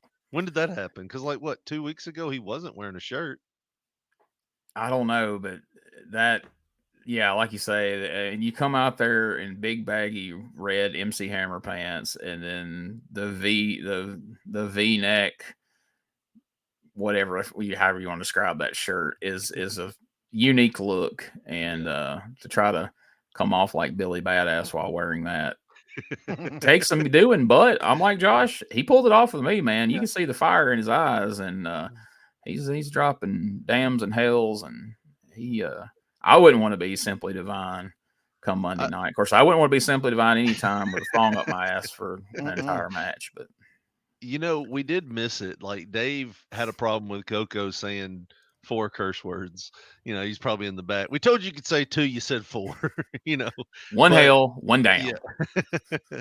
But they totally cool with the slur that the crowd was calling Brian there. They're like, yeah, say that a little bit more so we can pick it up on the house mics. We're not responsible for what they say. Yeah.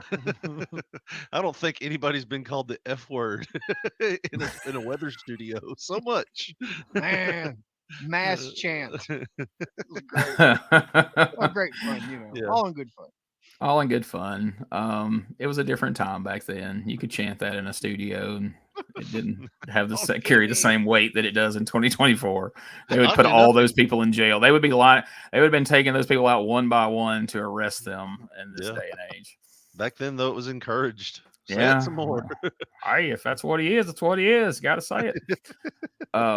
So let's see what this has all been building to. Let's let them run down the card for the Mid-South Coliseum Monday night. Big night coming up Monday night at the Mid-South Coliseum. 7:30 is when it all begins. Remember, Battle Bowl 93 will be at the top of the card, but look at the opening match of the night. Hey. Middleweight title match coming up. Danny Davis will be going against the winner of the TV title match for the middleweight title, and you know who that is now. That is the Master of Terror, who won the match over Wolfie D. The way he did it, you saw it. There was interference from another Master of Terror. And after that, PG-13 going against the Masters of Terror. Yeah, this is one of those changes that came up. It's been approved. You got Jeff Jarrett going against Brian Christopher. I want to talk to Jeff a little bit later on about this particular match. Tag team titles at stake. Simply Divine, Rex King and Steve Dahl will be defending against Jerry Lawler and Coco Beware. 93, get ready for this one. $10,000 Redman prize money to the winning team. It's a tag team battle royal. Now, we've had battle royals before. This is a tag team battle royal, and anything goes. 9 teams, 18 wrestlers in the ring. Here are the teams that are entered. The Harlem Knights, you know them. They're coming back. Harlem Knights will be there.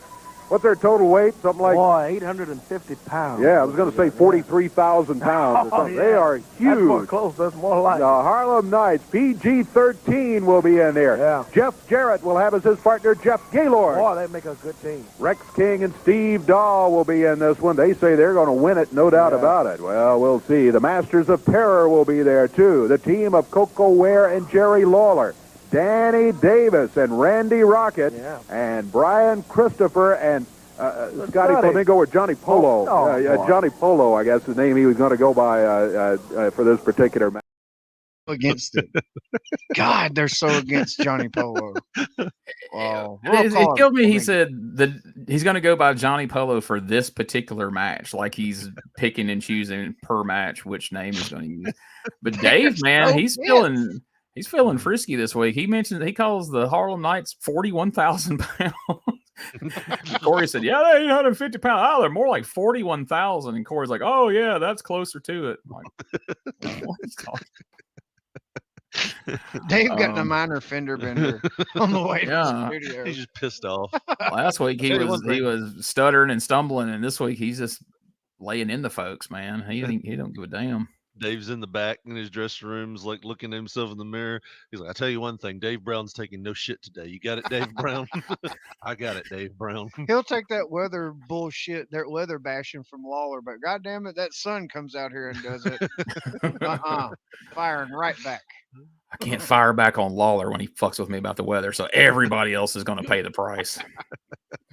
All right, let's take one more quick podcast commercial break, and then we come back. So you guys take a moment to think this over. It's going to be time to ask you those questions about this week's show. And I have to say, I'm very interested to hear what you guys have to say this week, because I'm kind of torn on having an answer for any of those myself. So let's just see.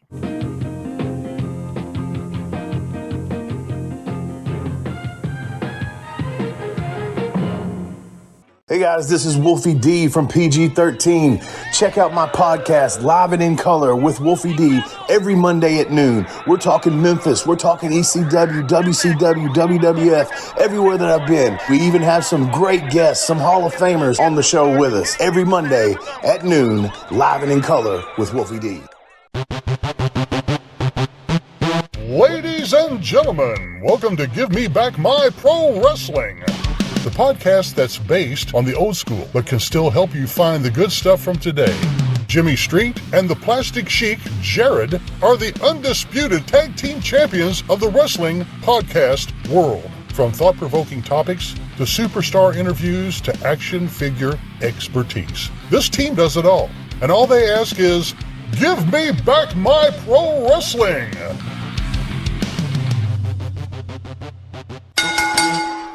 every other Thursday, wherever you listen to podcasts. All right, guys, we're back, and it's that time once again. Let me ask you the questions and see how you feel about today's episode. Question number 1, what was your least favorite part of today's episode? You know, I'm struggling this week to find a least favorite part. Like, I mean, I felt like most of the segments were good. I thought that they'd done a really good job of trying to make stuff for Monday happen. The only thing I could go with is just the inconsistency of no explanation on PG-13 of why they're babies now. There's no reasoning, there's no story behind it. So, if I had to choose a not favorite part, that would be my least favorite part. Would be there's no rhyme or reason for the PG-13 turn. I mean, I'm good with it. I just Yeah. tell me something. Give me something. So I guess that's the only thing. I hate to echo that, but that's what I've got written down right here. Like just the phantom change, but it, like we talked about before, that's something in my mind that has to happen. Just seeing how the tag team situation is in the USWA at that point. The fans also, they want that. They want to cheer for them. I mean, they proved that they want to because they've teased it with the hip hop array thing every single time they've walked out. And it was just a matter of time before it happened. But as Richard said, at least give me something saying, okay, I feel bad for this or this happened. Like it could even be something along the lines of the Pat Patterson title win in Rio de Janeiro. It didn't have to fucking happen. Just say it did. Yeah. Yeah. Something like we'll go back to one of the first episodes we reviewed with what was his name? Mike Miller and Jerry Lawler and the party. Yeah. They really went in depth with that and it put it over like, oh man, this was a situation. They could have done the same thing, but they didn't. But either way, I mean, that was a small dislike because, I mean, the fans, they rolled with it. They acted like everything was hunky dory. Yeah, I count me in for that answer as well. I feel the exact same way. It was something that needed to happen. It just needed to, as with a lot of things in wrestling over the years, it just could have been executed a lot better. I mean, I was thinking even if you'd had, say, when Danny Davis is out there doing that promo at the top of the show, Masters of Terror run out there and attack him, and PG-13 run out of the heel side and save him, and then go back into the babyface side with Danny Davis. There's your turn. Now I know you probably didn't want to play your hand that the second Master of Terror was back, and maybe that's why you couldn't do that. But simple as that, would it suddenly explain why all of a sudden, out of the blue, Danny Davis doesn't hate PG-13 and that PG-13 are good guys? But that's how they did it, so I guess there's no need to continue to rebook it for them. So question number 2, of course, is what was your most favorite part of today's episode? For me, it was the title match with Danny and Brun. I thought they had a really good match, and there wasn't a run in, and we were able to keep both competitors not losing going into Monday, like we talked about before. So, and it put Danny on a different plane because it was like, well, he basically won the match, but the time limit ran out. So, I think it was really well done. Um, I wish we saw more of this with, the not really clean finishes, but not a screw job finish or no run in disqualification. I wish we saw more of this before now. So I've got a two-parter. Part one of my favorite was the return of Bert, man. Like he had a story and an explanation of why he was gone.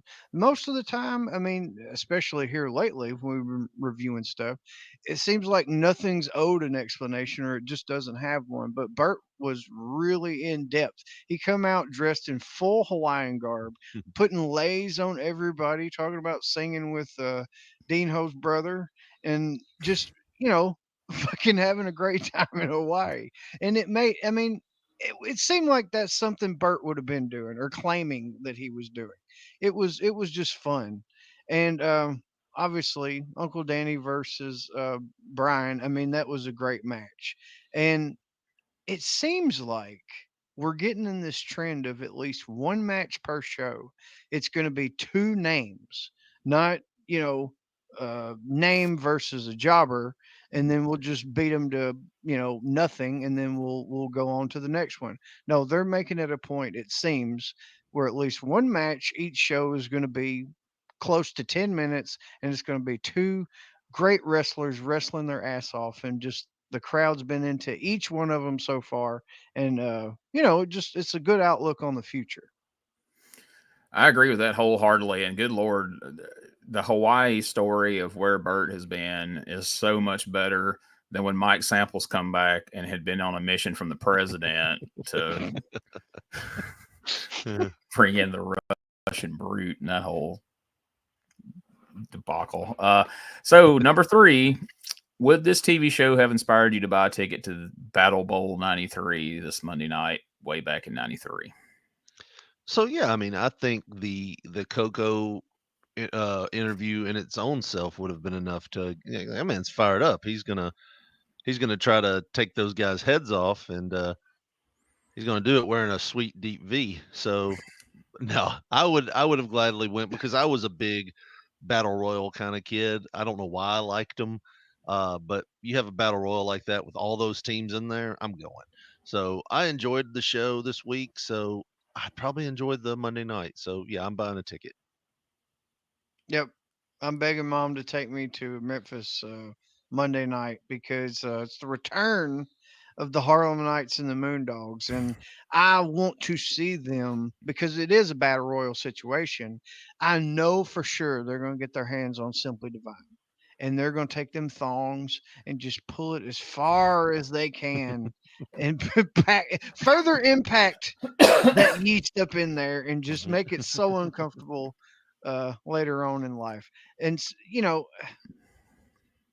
it seems like everything is getting way better than it was than last week in just a short amount of time. It's almost like they knew last week's show was so bad and everybody was just half-hearted. We have got to overcompensate.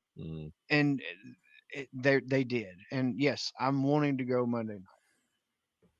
I like it. This time last week, you were looking for a shotgun to blow your brains out. This week, you're begging Mom to go. So I agree with everything you guys said in your assessments. Now, me personally, as we were going into this and I was making the notes for this and everything, and I always think about what my answer would be to these questions.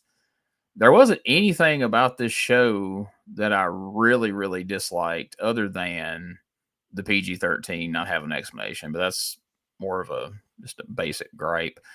But then again, there wasn't anything about the show that I just really loved either. I was like, all right, this was a decent show. I didn't hate it. I didn't love it, but it wasn't bad. But I didn't have strong feelings either way. And no, I'm not going to the show, because even as a kid, I figured early on as a kid, when I was real young, I loved the concept of battle royals. Eventually I figured out, like, oh, that's just a whole bunch of fucking nothing. Nobody, It's just guys throwing punches until they go over the top rope. I'm sorry, the tag team of Jerry Lawler and Coco Beware does nothing for me. So I'm sorry to be the Debbie Downer this week, but no, I'm not going to this one. You guys can tell me about it in the group text when you get home, if that existed in 93, which it didn't. So I would have just had to wait and wonder until I seen you at school the next day, I guess, even though I was a few grades ahead of you. So why are you talking to those kindergartners? So, May 17th, 1993, Mid-South Coliseum in Memphis, Tennessee, drawing 750 people. So, we're pretty much staying on our average that we've been drawing lately. Opening bout, Nightmare Danny Davis defeated the Master of Terra, number 1, to win the middleweight title. Match number 2. I should have played our game today. Match number 2. PG-13 defeated the Masters of Terra via disqualification. Match number 3, the big grudge match. It's time to settle the score. Brian Christopher, the Southern Heavyweight Champion, goes to a double disqualification with Jeff Jarrett. Match number 4. I bet you couldn't guess the ending of this match if I gave you 10 tries. Tag team match. Simply Divine, Rex King and Steve Vidal taking on Jerry Lawler and Coco Beware for the tag team titles. Would you like to venture a guess of the outcome of this match? Specifically, who won and who got pinned before I tell you the result? Burt Prentice pinned Guy Coffey. If only. I would say that, it was some kind of screwy thing like that, or a double count out or something. Well, no, it's not that. What I said may have been misleading, but it's not as screwy as it sounds. It's just improbable for me. But USWA Tag Champs Steve Dahl and Rex King defeated Jerry Lawler and Coco Beware when Steve Dahl pinned Jerry Lawler. Holy shit. Now, I'm sure there's shenanigans that led to that. I would imagine. It doesn't state that, but I just Steve Dahl pinning Jerry Lawler. You think about it, he got a pin.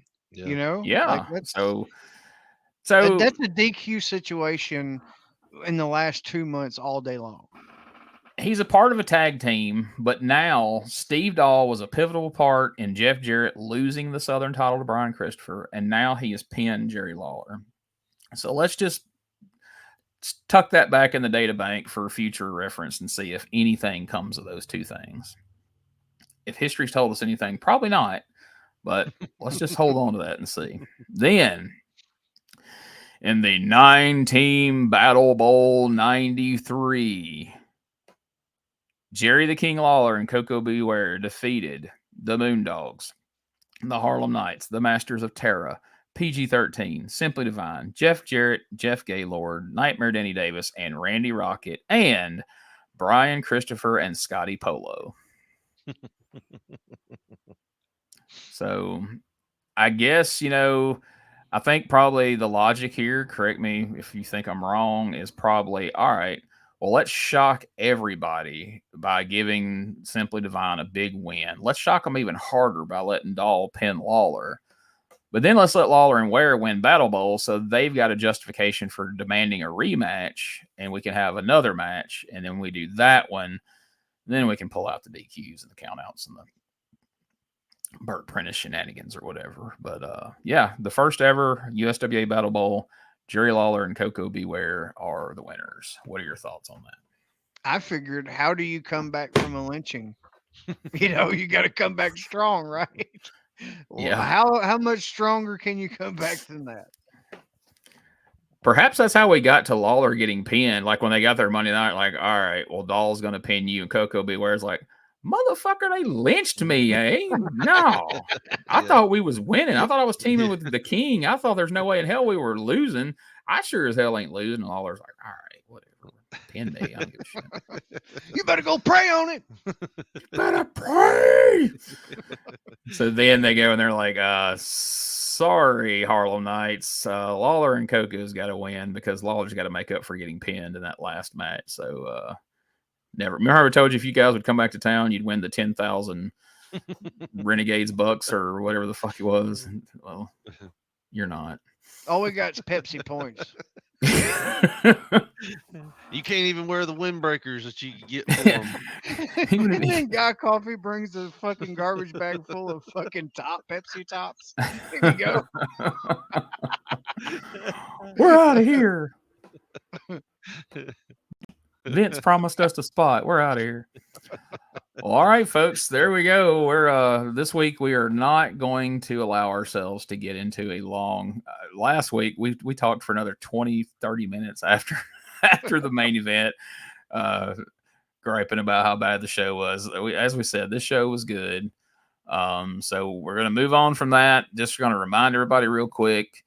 Join us Tuesday night, October 29th, 7 p.m. Central Time for a Facebook live stream watch-along with the three of us at facebook.com/retro wrestling review. It looks like Richard's in the door of a cabin. He's like, hey, what y'all doing in there? Somehow my fist is blurry. Yeah, it looks like you're right in the middle of a motion of some sort. How is this the best picture? You are talking. It's the only picture. It's not the best picture. It's the only picture that exists of me, you, and Josh. Unless we wanted to use the one where I'm hunkered down behind you and Josh and Uncle Danny, which We're going to have that one here next week for everybody to enjoy. The moral of this story, Gene, is if you want to take a picture, you ask that person their last name, they say Briley, just hand the camera to whoever else is beside them. Where's the Smith at? We had just seen Derek King. We should have had him come over and take the picture because surely he could have got you in the frame. I would hope. I do like the fact that at that after talking to Derek for a minute, there was a guy that come up and wanted a picture with him, and I think it was Tommy Rich and Alan Steele. And I'm sitting there talking to Derek, and I take a step back, and he's like, "Come on, get in this picture." And I'm like, somewhere there's a guy going, "Who's that random fat ass beside Derek?" Oh, that was Danny B. Danny B. Yeah. Danny B wanted that picture. Well, we all ended up in that picture because I was going to step out too, and he's like, "No, stay in." And then Richard started stepping out. No, stay in. So they're like, we're all. I haven't seen it pop up anywhere yet because I want to see it just to see. Once I saw this picture, I'm like, I got to see if Richard's head made it into that damn Danny B picture, but Danny B hasn't posted it anywhere. If it did, you can superimpose it onto that, and it'll be normal. We'll take his head off of that picture, put it over his head in the other picture, and it'll work. It's from the same night. So that's our mission, guys. The next time the three of us end up in the same place, I don't know when, where, if it'll ever happen again, but if it does, we're gonna get somebody to stand on a chair and take a picture of that gets. I feel like at some point we could meet in an Ollie's in like Mississippi somewhere. That's about halfway. You know, we could take a picture, get one of the clerks to take a picture of us, and we'll buy out all their Ric Flairs and do a venture that me and Richard were talking about last night. He was like, as many of them Ric Flairs as they got, we got to just get somebody to make custom heads, and then we'll use that Flair body as the base. And I was like, you are a fucking genius. Oh my God. I feel like we need to meet up in a Walmart and all of us be holding Superstar Bam Bam Bigelow's, and then Richard's just like, there he is. There he is. I was told I won't stooge off who it was, but I was told that y'all had a whole meltdown on the P3 radio this week about that. Yeah, I had a bad day, and it translated into the podcast and onto Richard. Apparently, I was like, have you heard it yet? I was like, oh, I heard the preview of it. I was like, we did a test recording before they recorded that show, and I said Richard was going in on him then. I said I kind of figured that was going to blow up if it continued. And he's like, oh yeah, it continued, and it blew up. He's like, I've been listening to Josh get bullied by Richard for 7 years, and today was the day Josh went off. And I was like, oh, I got to go back and listen to that. That sounds fun. Somebody has an infatuation with who his uncle is. And so everything Josh says is right and everything I say is wrong. So it is what it is. Oh man, no, I've blown up on him several times on the show before. It's just maybe year increments, I love the fact that it was left out that right before he blew up, Josh actually threw shade at me for getting Taco Bell. And he's like, well, that's not on your diet. And I'm like, come on now. That's a pretty shitty thing to say. Well, you talk about your diet all the time. So I figured, well, I'll just do that. You're on the shot, But should you be Taco Bell? Apparently, though, if you call Josh an asshole 15 times. You did it so, dude. I almost got into a fight with my dad about 5 years ago because he called me a motherfucker twice. Like, I ain't gonna be too many more motherfuckers now. And he's just like me, but an older version. And dude, it got heated. Then I had to explain to him that's the thing I've been doing is, some asshole did this, and I did it to my wife the other day. So. It's just the way it is. That's definitely your thing. But I do get that, your dad calling you a motherfucker puts a whole different spin on that term than just the average person calling you that. So we were working on a truck. So well, folks, go listen to the most recent episode of P3 Radio and then report back to us, perhaps on the live stream on the 29th. Report back to us. Who do you think was right? Who was wrong? Whose side do you take? And We'll let you decide who is correct in that whole quote unquote meltdown. So how you We like could that do, for a like- plug, guys? I just asked everybody for a specific reason to Yeah. go listen to your show. So Yeah, we got the election coming up. We could do our own little Fox election, like who's right type of thing. You know there what we I mean? go. Vote for Richard. Vote for Josh Decision in this situation. 2024. Who's going to Is make Richard it better? right, or is it some asshole? That's right. You got 14 more of those, Gene. Shit. There's you one. But folks, the only other thing I would ask, if you spot a WWE Superstars Bam Bam Bigelow in the store near you, please let Richard know. He's trying to acquire as many of those as he can get, and that's where this all went south. Josh saw one, didn't say anything, and well, it just got out of hand. So Well, you gotta say the flip side of that coin, Gene, is how many times does Richard take pictures and post them in the group chat and say, "Hey, hey, do y'all need this action figure? I will gladly buy it and bring it to you." Yeah. If we could correlate this with lovers, you're a over lover. You're like a over affectionate person, and I'm one of them. I'm gonna go to the shed. So it's just personality. no, clash. to be fair, in our retro wrestling group text, if you want to refer to it as that, yes, Richard always lets us know when he sees wrestling figures and offers to buy them and send them to us, and it's much appreciated. And he had told us if we saw a Bam Bam Bigelow to let him know. And for the record, I have not seen a Bam Bam Bigelow. If I did, I would have let him know. But some asshole apparently saw one, waited like, was it 2 or 3 days to finally go, I saw one of them Bam Bam Bigelows. And Richard was pretty fucking hot about it. Hey, and also I did let him know last night when I came over. I was like, oh, by the way, I was in Dyersburg today. I went to their Ollie's. They had 4 Bam Bams. Josh is a better person than me because I would take a picture of a Bam Bam Bigelow in a store, and every fucking day I would just randomly send Richard, hey, I just found this Bam Bam Bigelow at Ollie's. Hey, I just found this one at Walmart. Hey, I just found this one. I'm in North Georgia today for work, and I just saw this Bam Bam Bigelow. Do you want me to get it for you? Here's the address if you're going to be in the neighborhood. Y'all are really painting me in a bad light here. It's like tune in next week for P3 Radio with Gene Jackson and Josh Brawley. We haven't broke it to Richard yet, but he's out, brother. It's the heel turn. It's gonna be like the Midnight Express. I'm just gonna have my own P3 Radio. The original P3 Radio with Richard Mulligan and fucking and no one Norvell else. Austin. Starts with really sad music every week. Hey guys, Richard again for P3 Radio. Alone again this week. I'm still looking for a co-host. If you got free time on the weekends, hit me up. You live in the area. And then I know a guy from Jonesboro that would be hitting you up pretty damn quick to be your new co-host. Then you got a guy that is doing his podcast with Gene that sounds like he's in a well. So then we would start a tag team podcast feud with the two P3 radios feuding, but I feel like we should keep it in true USWA form. We'll just slide this version over here and this one over here and not say shit about it. We'll just do it. Yeah, and then we just drop it after a couple of weeks and never mention it again. Never mention it again.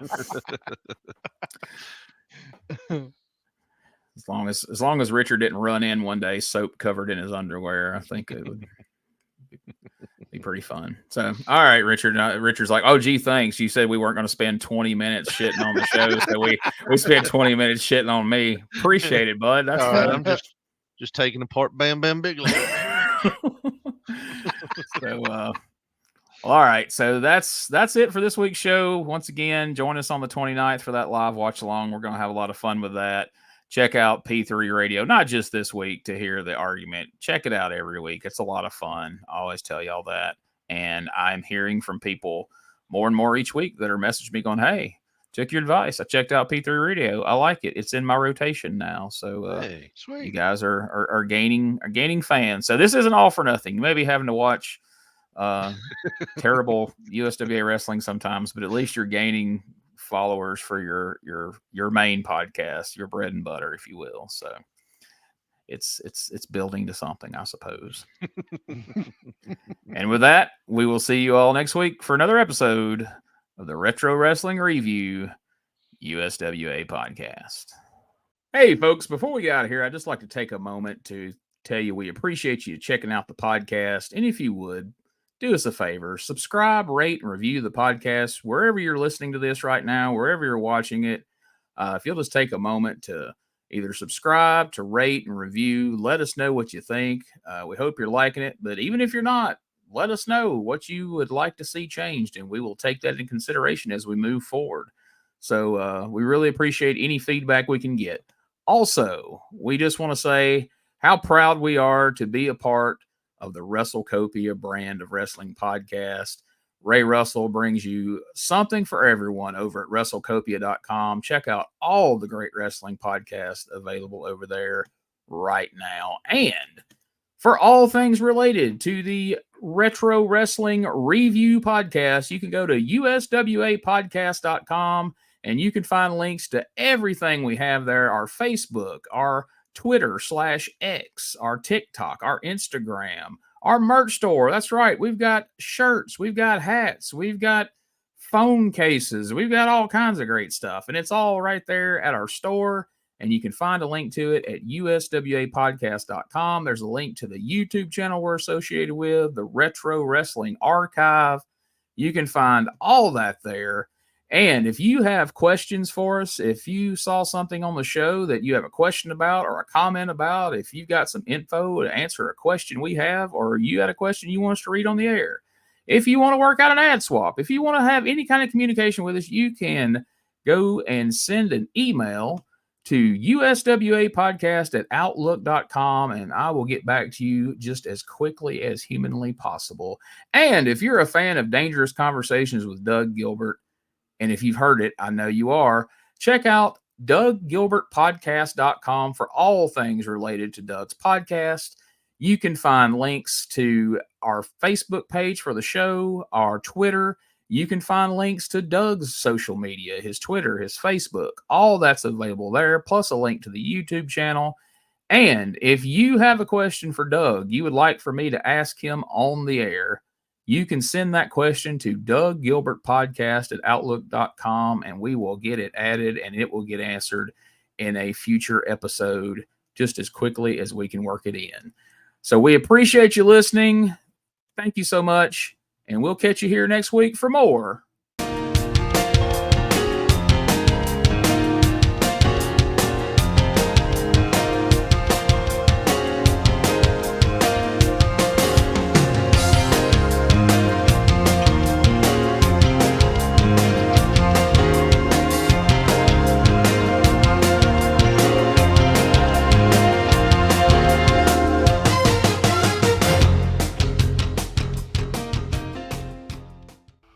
This is Wrestling Nostalgia, the podcast that dives into wrestling history. Hey, wrestling fans, I'm Dave Dynasty, and if you enjoy podcasts that are knowledgeable and history-driven, then Wrestling Nostalgia is for you. With great guests and fun interviews, there are over 200 episodes in our archives.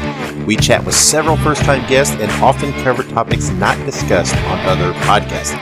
Look up Wrestling Nostalgia on your favorite podcast platform and visit all of our links at linktree/WrestlePod. That is linktr.ee/RASSLEPOD. And remember, wherever you go, whatever you do, be good, be safe, and keep on growing.